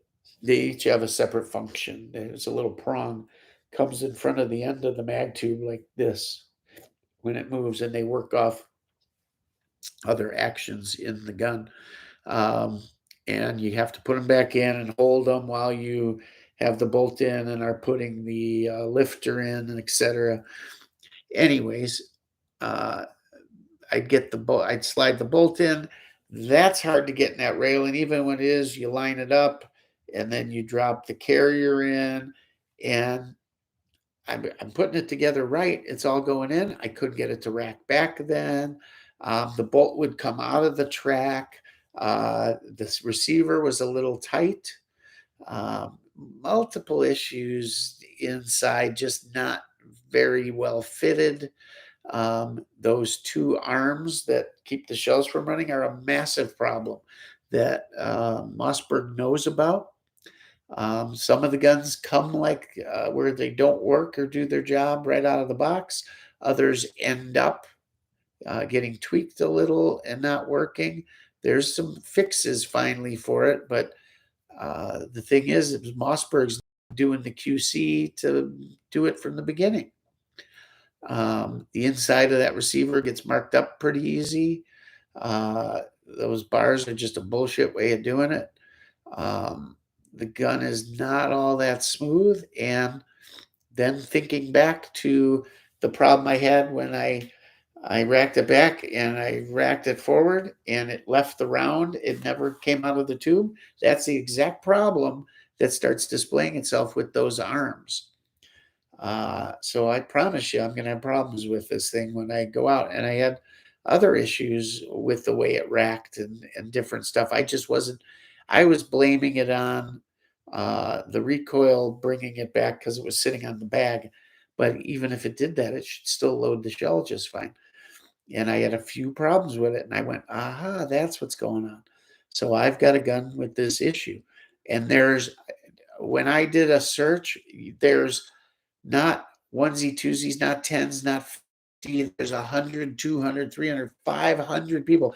Mine's doing the same. Mine's doing the same. Crazy. And they've done. It's just not that safety. The plastic safety feels like crap. It's a 590. The difference between the 500 and the 590, they always said, was the metal versus plastic trigger, metal versus plastic safety. Then why does my 590 have the plastic? Why? Because it's a retro? They decided to cheap there because you got the wood? Doesn't say it anywhere on the website, in the literature, nothing. I feel that's kind of not true to form. Very upsetting. The more I just think about it, the more I used it, putting it together, taking it apart. It's unfortunately, I'll tell you what the better gun is right now. I'll tell you, I promise you the 870 is a better gun. However, I'll put a caveat on that. We all know later Remingtons don't hold the quality either. I'm talking versus like a Wingmaster, right? But I don't think Mossberg's got anything on Remington. I really don't, because tell you the truth, their quality looks about what Remington is now in my book. Yeah, now the A1's got the heavy barrel, great. It's got the metal trigger pack, great. At the end of the day, the receivers are the same, the actions are the same, and I don't care for that action. My 870 Wingmaster right there is far better built, far smoother, far fit and finish is light years beyond this. Attention to detail, it's just not there on this gun. I am very disappointed in it when I opened it up and actually took a look. It's certainly not the gun that they brag about as ran everything flawlessly for a bazillion rounds for the Army testing. And I call bullshit. I call cherry picking. I call it's one type of ammo done a certain way they knew would just run. I don't know what, but it's not that. It just isn't. Okay, it's not a 590A1. Great. Supposedly, the only differences between an A1 and a 590 are the heavy barrel and the go sights.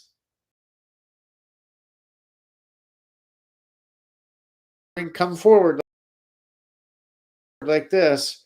What is the bottom edge of the receiver when you're holding the gun, but when you got loading them, push your thumb in like that. You'll end up with a cut right across here because it's razor sharp. Razor sharp. They didn't finish it well. It's terrible. It really is. The magazine tube springs are undersprung, way undersprung. That last round, I guarantee you my next range trip, it's not pumping out that last round. I'll guarantee it. That's how weak it is. I know shotguns, and I can just tell. I can tell. I can feel it. I know it's not going to. And it already did it once on the last round. That's another notorious thing, replacing springs with heavier springs in them. It's just not there, guys. It's not there. I cannot, in good conscience, recommend that as a go-to shotgun. I just can't. There's better choices out there. I would do a Benelli M1, M2, whatever, M3, M4, take your pick. Yeah, M4s are a lot more money, but M1, M2 ain't too bad. I would probably do an 870, even today's version, before I do that.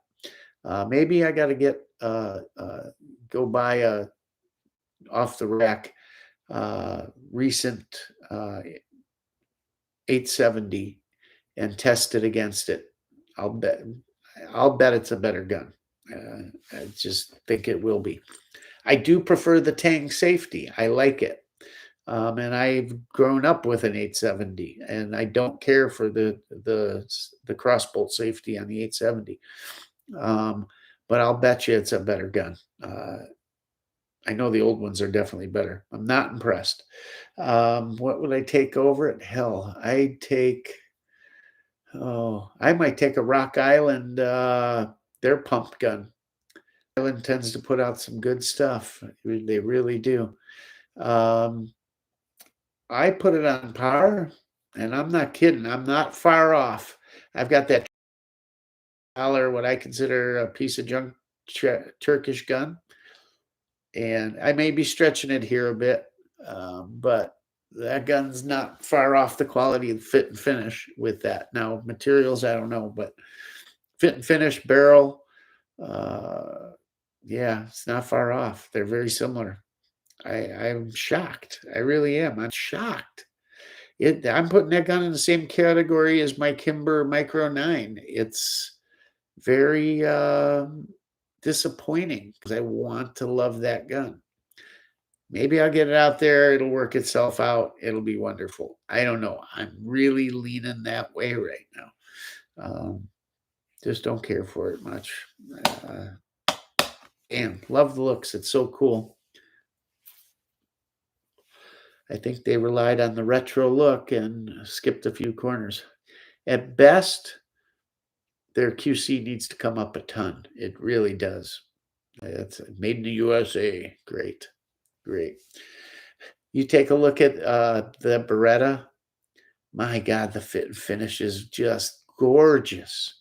Gorgeous. The polishing and my God, what a nice shotgun. And that's not an expensive gun.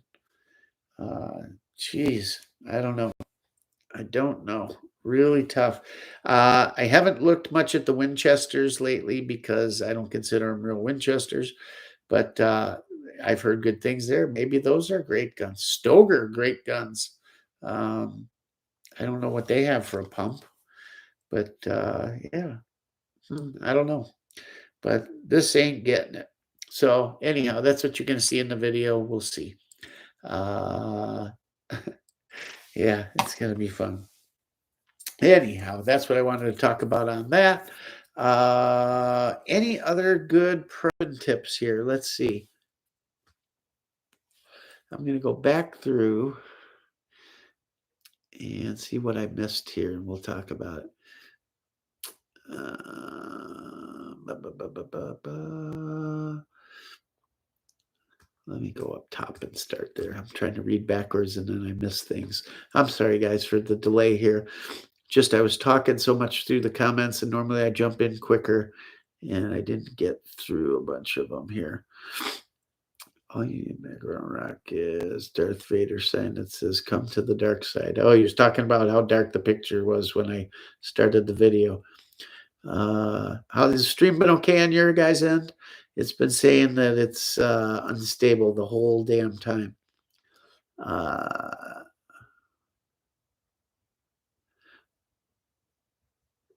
Yeah, Tommy said it made him sad that when they donated the 1,000,000 rounds, obviously because he thinks it may affect us here, but I don't think so.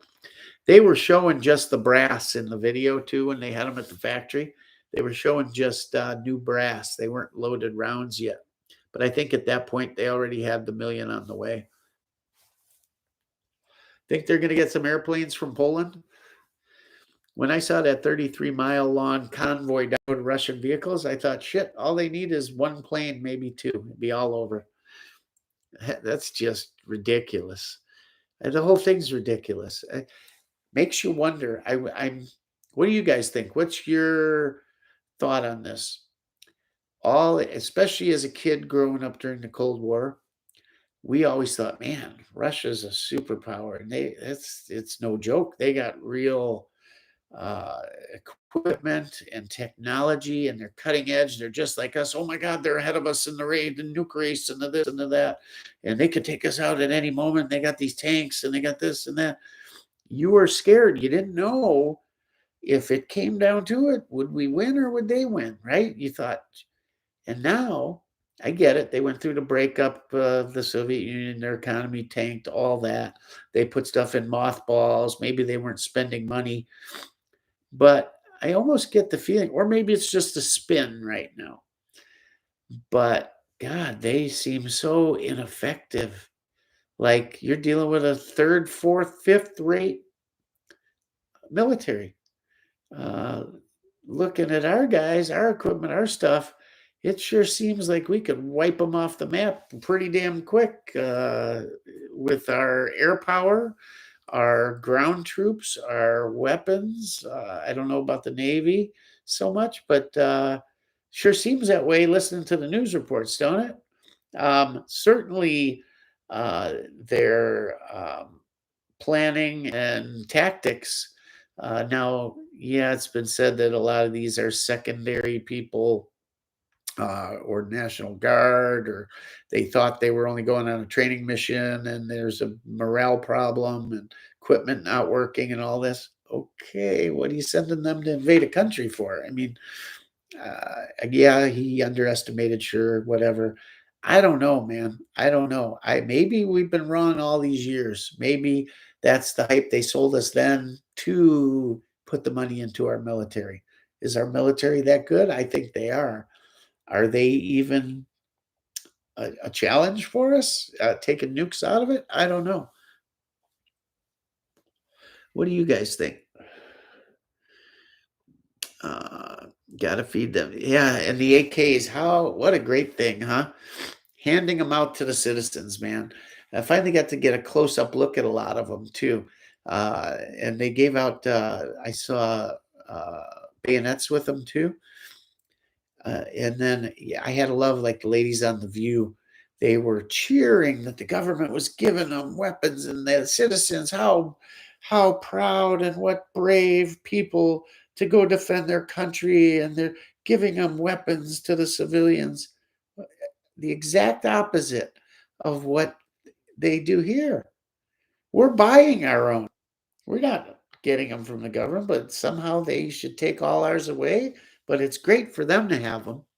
Maybe this is the lesson that'll teach them why we have them, because you never know, right?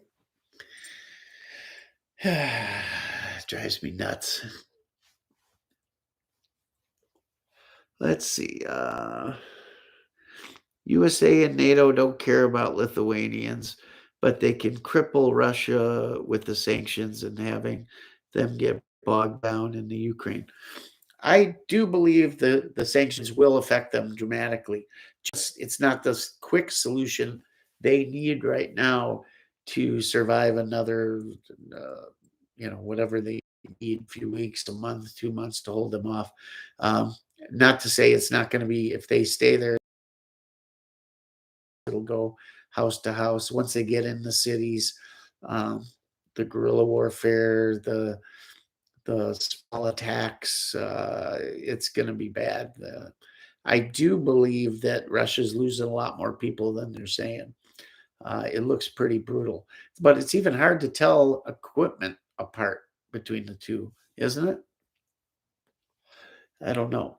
I'm anxious to see more up close personal news reports and about how some of the foreign fighters are doing there, because I think that's going to be a tremendous help, especially if you got SF guys going, experienced people going and teaming up into teams and see what they can really do. I think they'll wipe the floor with what Russia's sent over there. Not to say they're bad troops, just I think they didn't send their best or their most knowledgeable or their most experienced.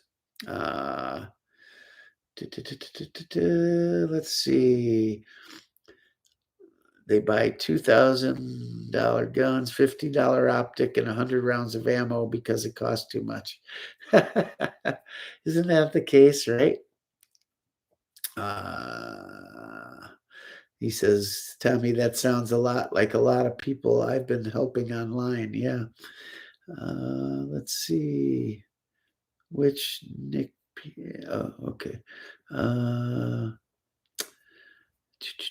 what else did I miss? The mag ban.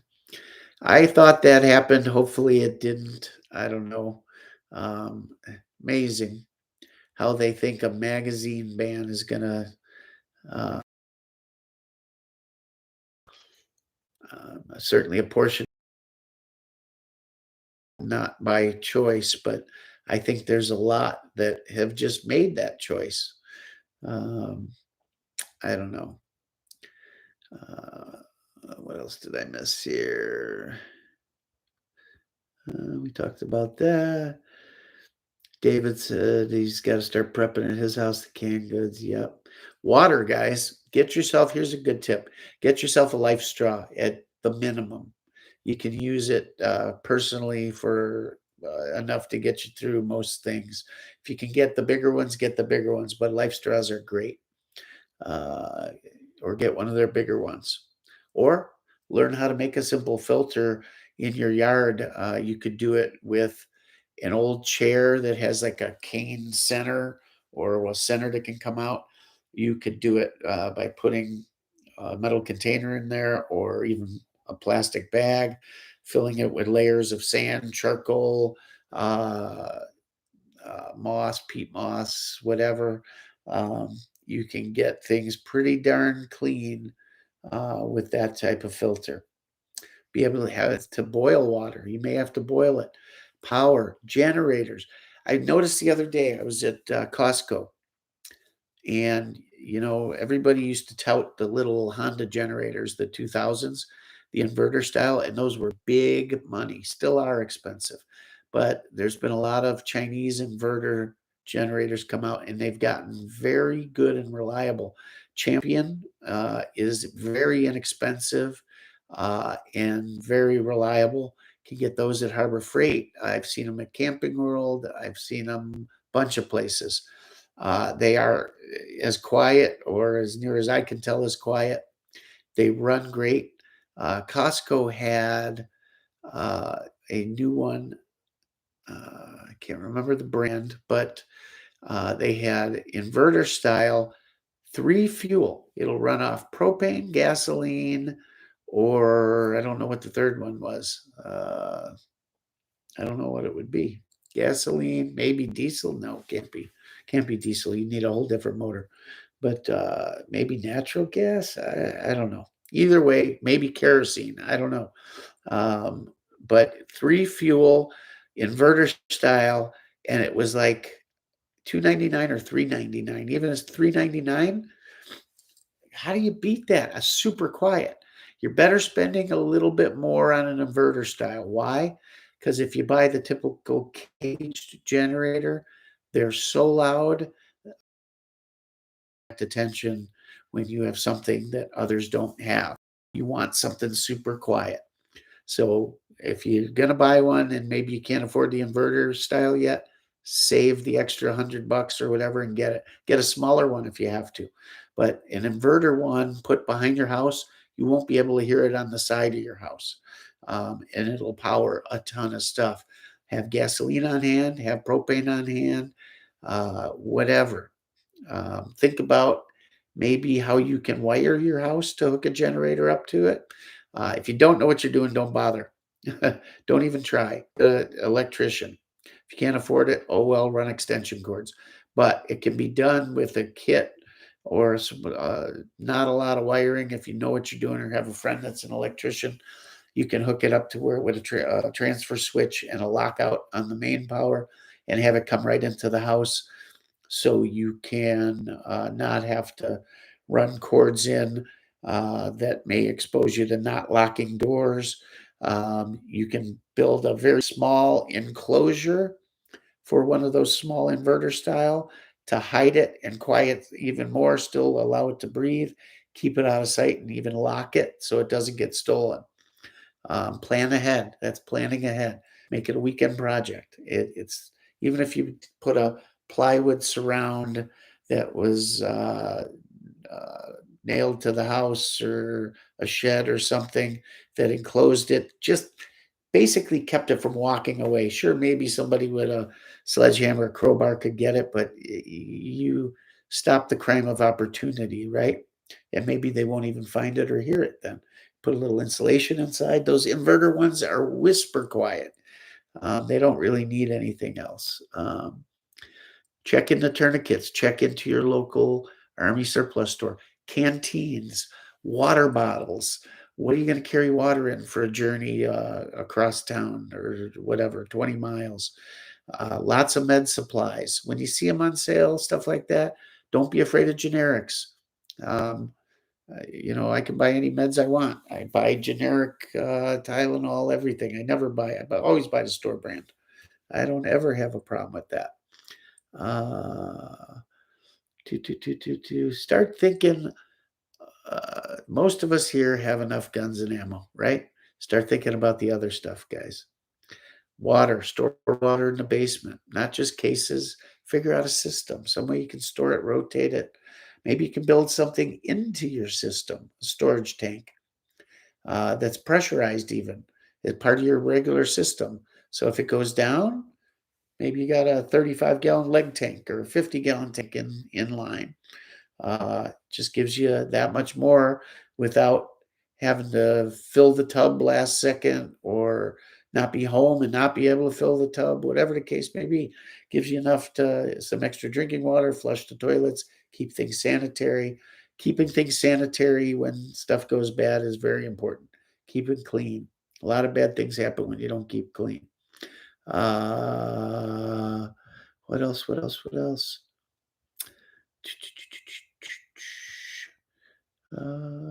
Chia seeds was a good one. Nuts. Think about portable high protein. Um, think about vehicles, alternate vehicles, everything from bicycles to maybe wagons to pull the kids or an elderly family member,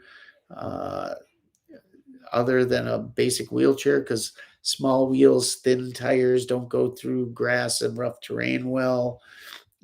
Think it out. Think it out. Look for stuff. Garage sales, great place to get stuff. Surplus stores, Goodwill, Salvation Army, all of that good stuff. Take advantage of it. Look around stores when you're there. You see something that might work. Think about it. Inverter gens don't carry heavy loads as well as traditional gen. No, they don't. But we're talking about being able to charge cell phones. Maybe keep a small refrigerator going, like a dorm style. Maybe run a small heater. just things to a hot plate, whatever, things to give you a little extra comfort in those times. Some power is better than no power. Maybe you want to get a briefcase solar panel set up to charge computer phones. Check out Harbor Freight. They've had cheap solar systems for years. Not the greatest, but in a pinch, they're better than nothing. Um, yeah, and when I said transfer switch, obviously you've got to build it to what you're going to run. It's and with the small ones, it may not be worth the transfer switch and all, but if you can get it through the power through an outside wall without having to leave a window or a door open a little bit or unlocked, the better. That's what I was talking about. Why do I know? Because the last time the power went out, uh, I brought a gen around back and I ran cords through, and that's when I went and bought the transfer switch set and upgraded to a bigger whole house generator and the whole 9 yards. So yeah, and we've got dual fuel. I've got the ability to do it. We run off of natural gas, but when I had the generator put in, I also had them leave me a set of jets and everything for propane. And we have a 250-gallon propane tank put in hidden behind another building on the property. So if the main gas line goes down, I can switch over in about 5 minutes, and I got enough propane. I could run the whole house certain times a day for certain things for a very, very long time. Not to mention, I've got a gasoline backup that will run through the same transfer switch setup. I've got backups for the backups for the backups. And at the end of the day, that's what you want to end up with. But power has always been top of my list. So I've been doing it over years. I have a generator fetish, like I do a flashlight and gun and knife fetish. When I see a generator, I'm like, ooh, I need another one, like I need a hole in my head. But at the end of the day, if I don't need that gen, boy, those are worth a lot in bartering power, aren't they? $350 generator is worth what when you need one? Maybe someone has to run medical equipment. You can get a lot in trade or whatever, a lot of value for a generator. Even look what they do during storms when they're sold out of gens. Guys drive halfway across the country with a pickup load full, and they sell them for huge profits, right? Anyhow, just this is to get you thinking. Baby wipes, good to stock up on. Yes.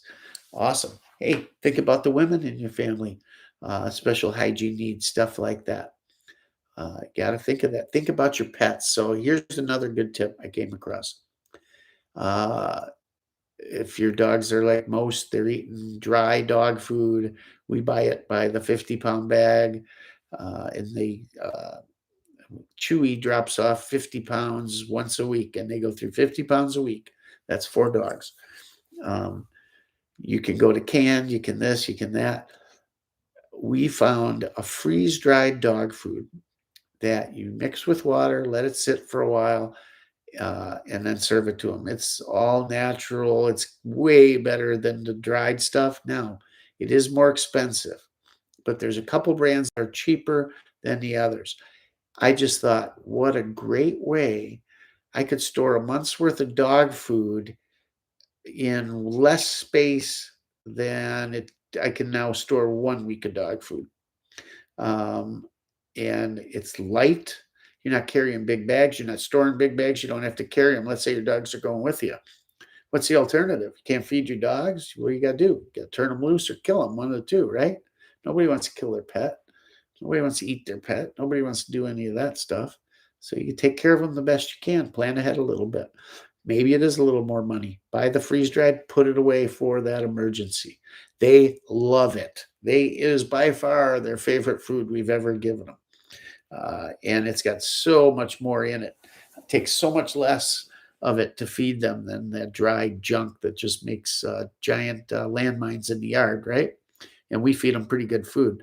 But yeah, if you can get your hands on antibiotics, pain meds, Think about this. If you have people that take meds they have to have, maybe thyroid medicine, heart medication, stuff like that, uh, I'll never tell anybody to vary their prescription, but if you can save a little bit every month and put it away, or maybe your doc will write you an extra script, tell them, be upfront. If you got a good doctor, you got a good rapport with, uh, tell them, say, hey, this is what I'm worried about. I just want to have extra on hand. Can you get me an extra 30 days? Have them write the script double, not give you another 30 days because insurance won't pay then, and then put that away. My wife needs thyroid medicine. We have to have it. So I worked on her for years. Please, please, honey, get it. She finally did. If someone's, you got to be on board as a family with it, because, and you don't want to scare anyone. You don't want to sound like the sky is falling. You just need to have intelligent conversations that make sense, both planning wise, monetarily, common sense, and make that argument, well, not an argument, but make those points and make it about just keeping them safe, because at the end of the day, that's what it is. I'm not doing it for me. I always figure, you know what, I could get by on just about anything. I'll be fine. Maybe I won't be, but I don't worry about myself. I don't care about what happens to me. I care about what happens to them. That's the most important thing. When I can't keep my family safe or keep bad things from happening to my family, I have failed. And there's nothing worse than that feeling. Trust me. Trust me. There's nothing worse than that feeling. So make sure you plan. If they're not on board, then you do the planning. Don't do it to the point where don't go overboard. Little bit at a time. It's times like these that make you think about it, but there's not that pressure right now. Could be tomorrow. I don't know. Could be next week. Could be a year from now, 10 years from now. Never. I don't know. I'll bet, though, history has a funny way of showing up on your doorstep when you least expect it, right? So if you plan a little bit now, you do a little bit's better than nothing. And you'll be sitting there in the middle of it going, you might be telling yourself, God, I wish I would have. But most likely, you'll be thanking the dear Lord for the little bit you do have, right? And that you did do. So every day, think about a little bit. Before you throw something out, think about what you can do with it. Whatever. Just wanted to get you guys thinking about it tonight. That's what I wanted to do. And hopefully I did spur that in your mind. You just have to stay on top of it. You can't go, oh yeah, it's important. This is going on. I'm going to do this now, do a little bit, and then you fall off and forget about it. Keep it going. Make it a habit. Make it a habit of always putting back a little bit. Whatever you're using, put a little back. And you'll be amazed at how it adds up. And then your problem will be organization and better ways to store it to not take up so much space. And we can talk about that too. There's some great stuff on YouTube about organizing things, shelving units, things you can build and make with stuff you already have, and how to rotate and date things. And the gasoline thing. Next time you go get gas for the lawnmower, throw 2 gallons in another can you got there. Garage sales, great place to get gas cans for 50 cents or $1, right? I had a pile of gas cans at one time that I was throwing them out. I had so many. I don't know where they all come from. We're lucky we got a bunch left over from racing, the big racing cans. Those are great. Nothing better to feed a car with those. You don't have to deal with the bullshit spouts and everything. It's another thing. Go to Menards. They've got replacement spouts that you don't have to deal with all these crazy contraptions they have these days. Yeah, get one. When you buy the gas can, go get one of those. They're like $2-3, worth their weight in gold. Spray paint's another good thing to have. Or Flex Seal. Get a couple cans of Flex Seal. Never know when you could use that. Spray paint, what do you need that for? Things got really bad. Uh, Maybe you had to board up the house, or maybe you want to make it look like nothing here to take. Nothing better than to go out and spray paint something on the front that looks like maybe the government came through and tagged the house, or whatever. You can make it look not as attractive real quick with a can of spray paint. You can power wash it off later if all goes well. But if you need something like that, things are probably not going to get better real quick. Um, Stuff to have, that's all. Plywood. You end up with some plywood from a project, find a place to store it. You can hang it up high from your ceiling, but have a bunch of plywood on hand. What if there's a storm? You need to board something up. A tree comes through the roof. You want to board up windows because maybe there's riots down the block, or you don't feel safe wherever you are. You want to put something. Save plywood. The plywood comes from a lot of weird sources too. Maybe you see a sheet laying by somebody's garbage. They're throwing it out. Grab it. So plywood's expensive, especially through the board here. That's junk. Don't even bother. The first rainstorm, it'll come apart. 2x4s. You build a deck and you got a handful of 2x4s left. Slide them under shelving unit in the garage. Can always use that stuff. Tools, yard tools, shovels, hose, things to make a garden. Think along those lines. Hoses, tubing, nuts and bolts, welders. If I have tools, I can make things work, guys, period. The tools are the important part. Somebody's throwing something out and it's useful. It's a tool. Grab it. Gardening tools, tools for barricading or breaking down barricades, or getting through a chainsaw. How valuable is a chainsaw when you need it? So much can be done there quickly with, and find good deals on used ones. Craigslist. Buy a smaller, inexpensive one just to have for very little money. Things you don't think, what do I need a chainsaw for? I live in a suburb and we got one tree. Chainsaw. Pair of bolt cutters. Go to Harbor Freight, get yourself a pair of $15 bolt cutters. Maybe the next time your kid uses his school padlock on something and you can't get it off, you can use it to cut it off. Or maybe you need to get through a gate somewhere to keep your family safe, and that comes in handy. Grab a set of bolt cutters, throw them in your trunk, put them down with the spare tire. If you had enough tools and a bolt cutter on hand, you get pulled over, you could be accused of having burglary tools, so careful. That could be a crime alone in some areas. Is it a stretch for law-abiding people? Probably, so I wouldn't worry too much, but throw them in there. And I'm talking a set with at least 24-inch handles, not the little ones. You're not getting through squat with those, I can promise you.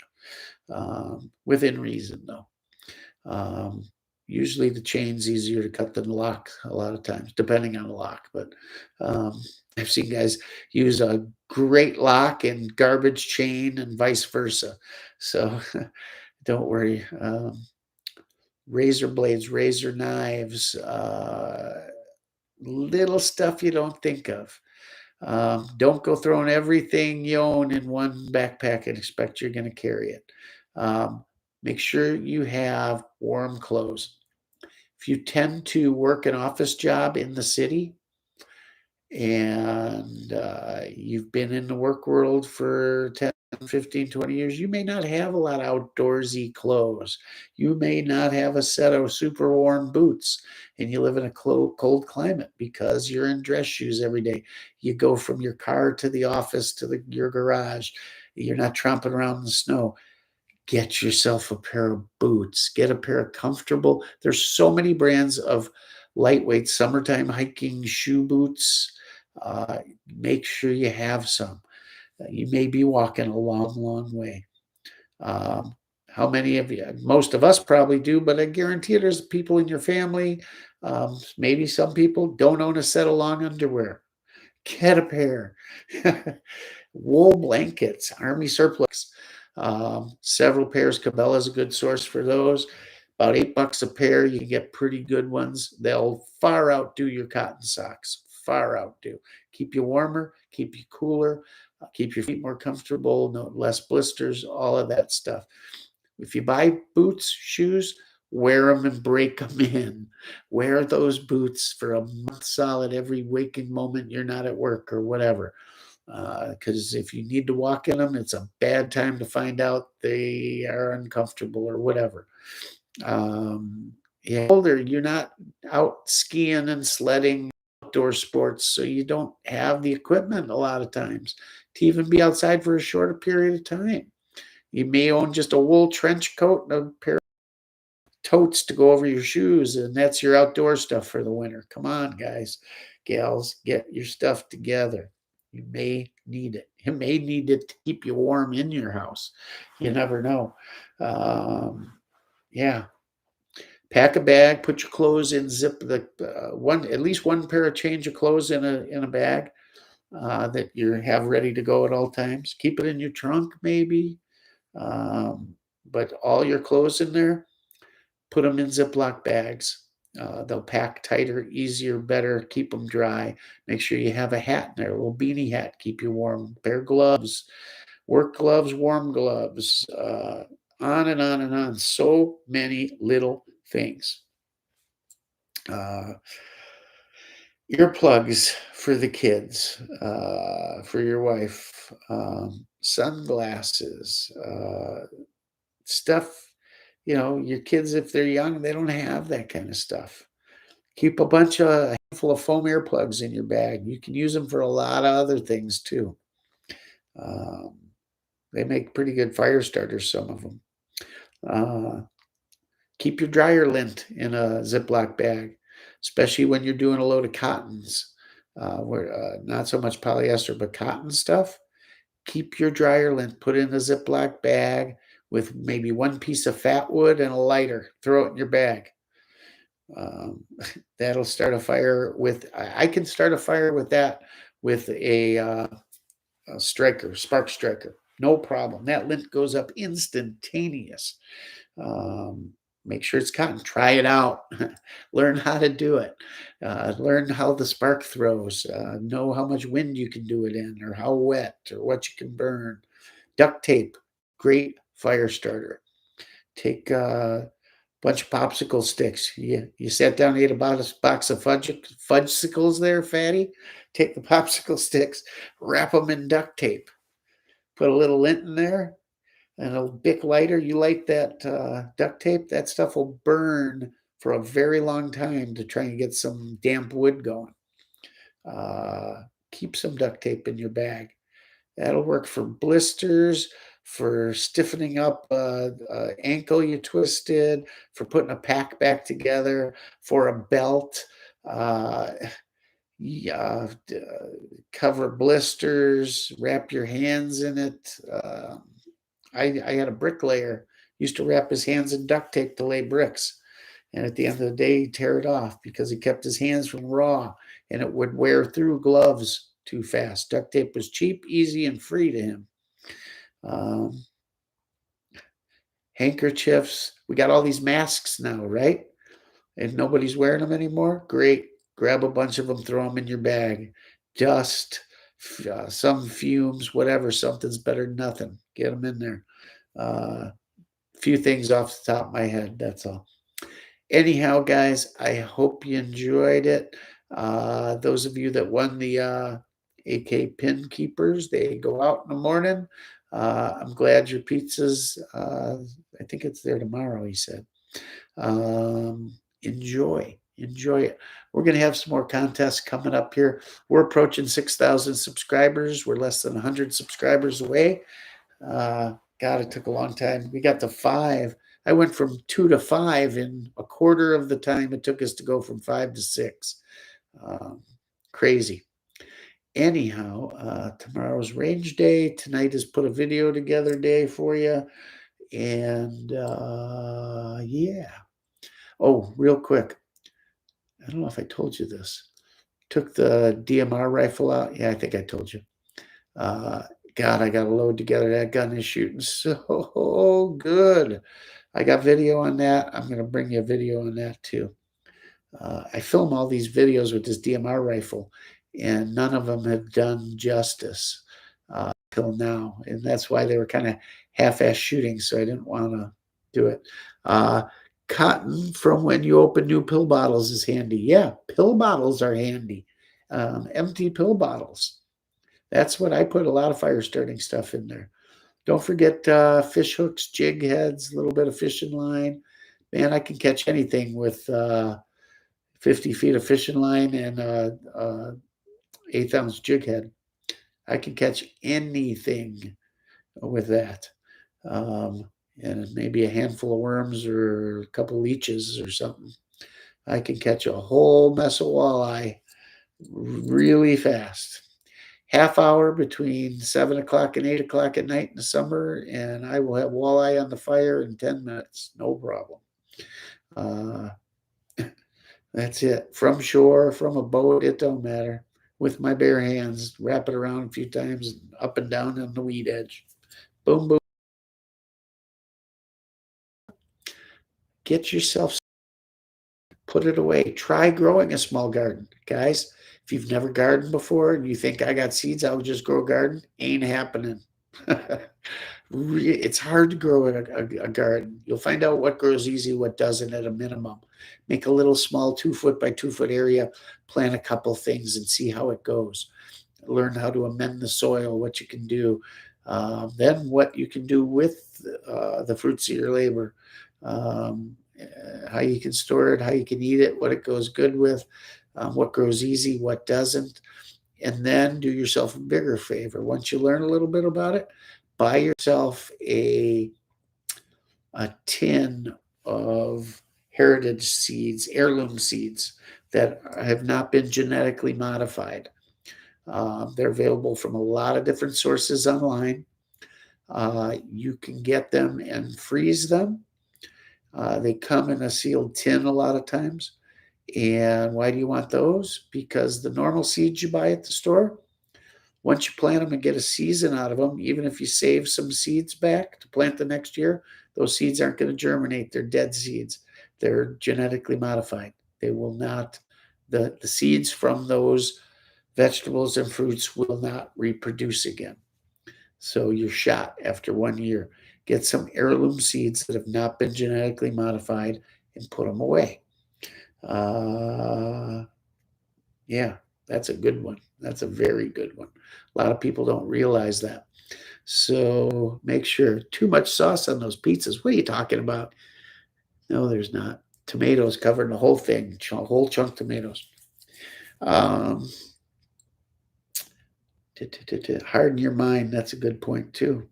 A lot of things can, you know what? A lot of people can physically get through, but mentally they can't. So toughen yourself mentally. Hard times call for hard people, you know? Don't let those things bother you. You may see some really bad stuff. Just know that it's bad and that you don't want that bad to happen to you, so you better toughen up. Because it'll happen. It'll happen, I promise you.